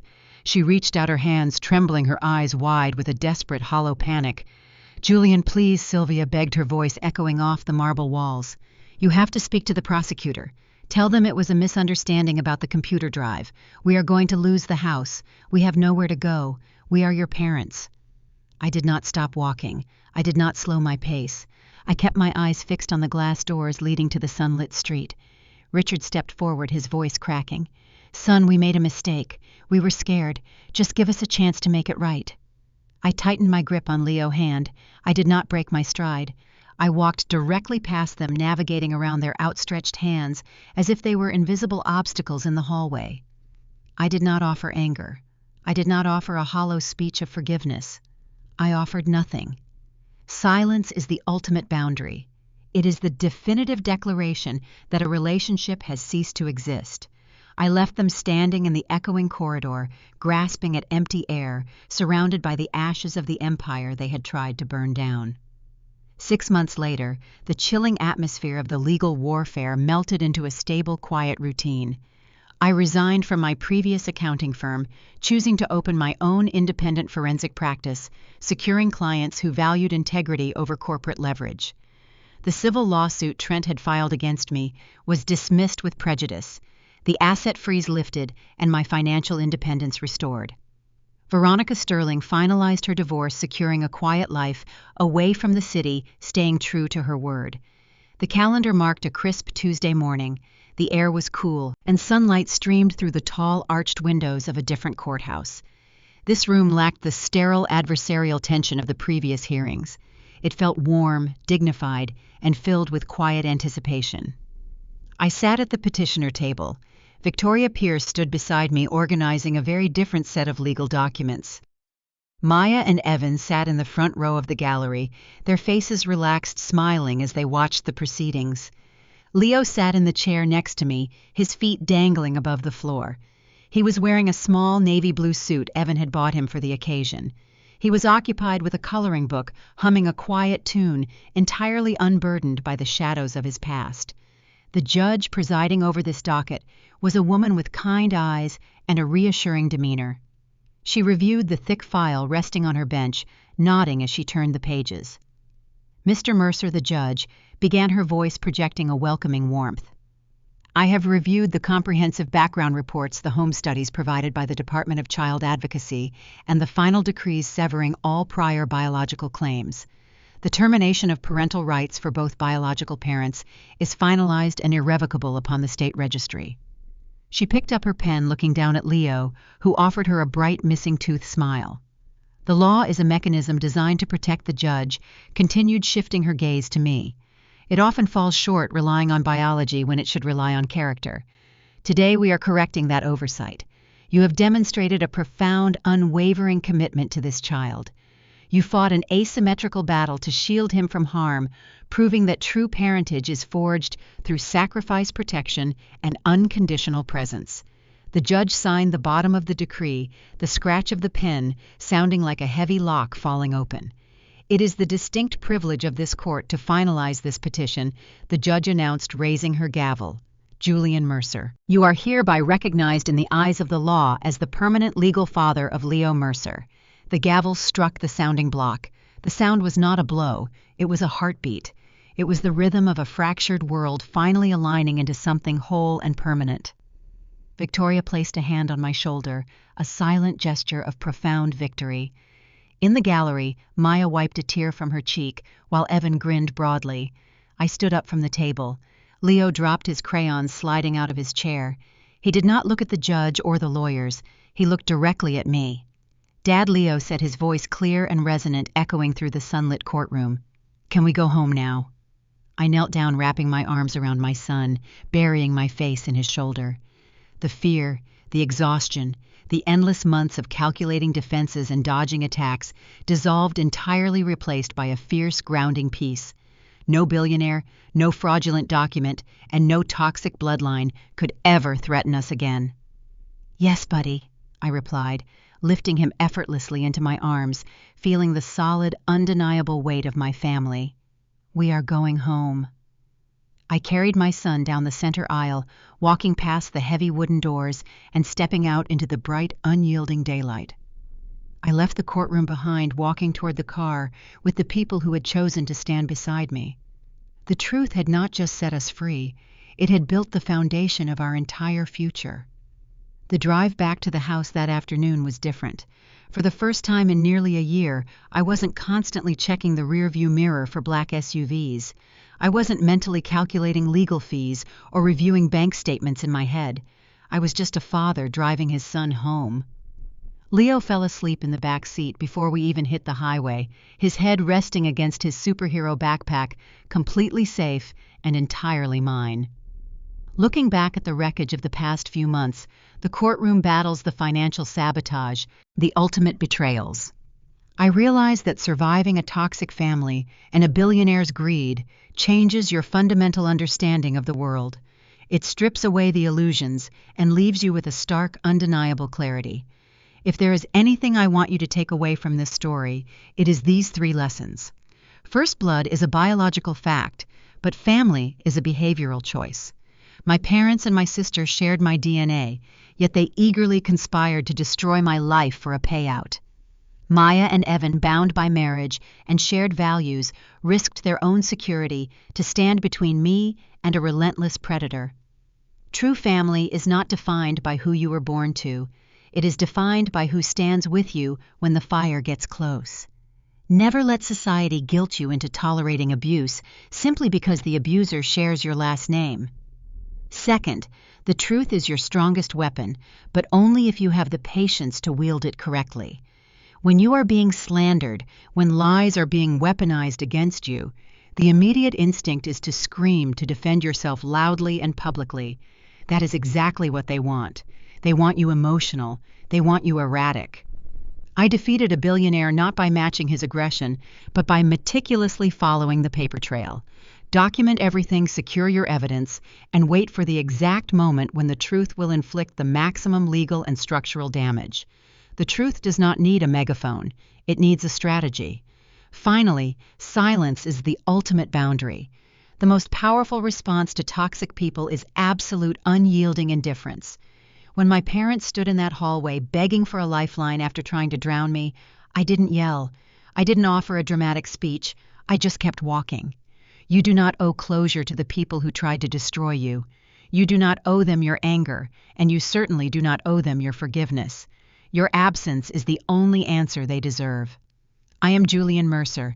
I am a forensic accountant, a father, and a man who walked through hell and came out holding the only thing that mattered.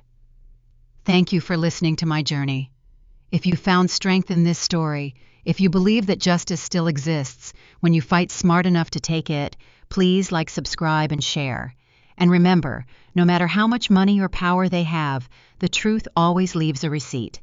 Keep watching Olivia Stories Revenge for more stories of survival and absolute justice.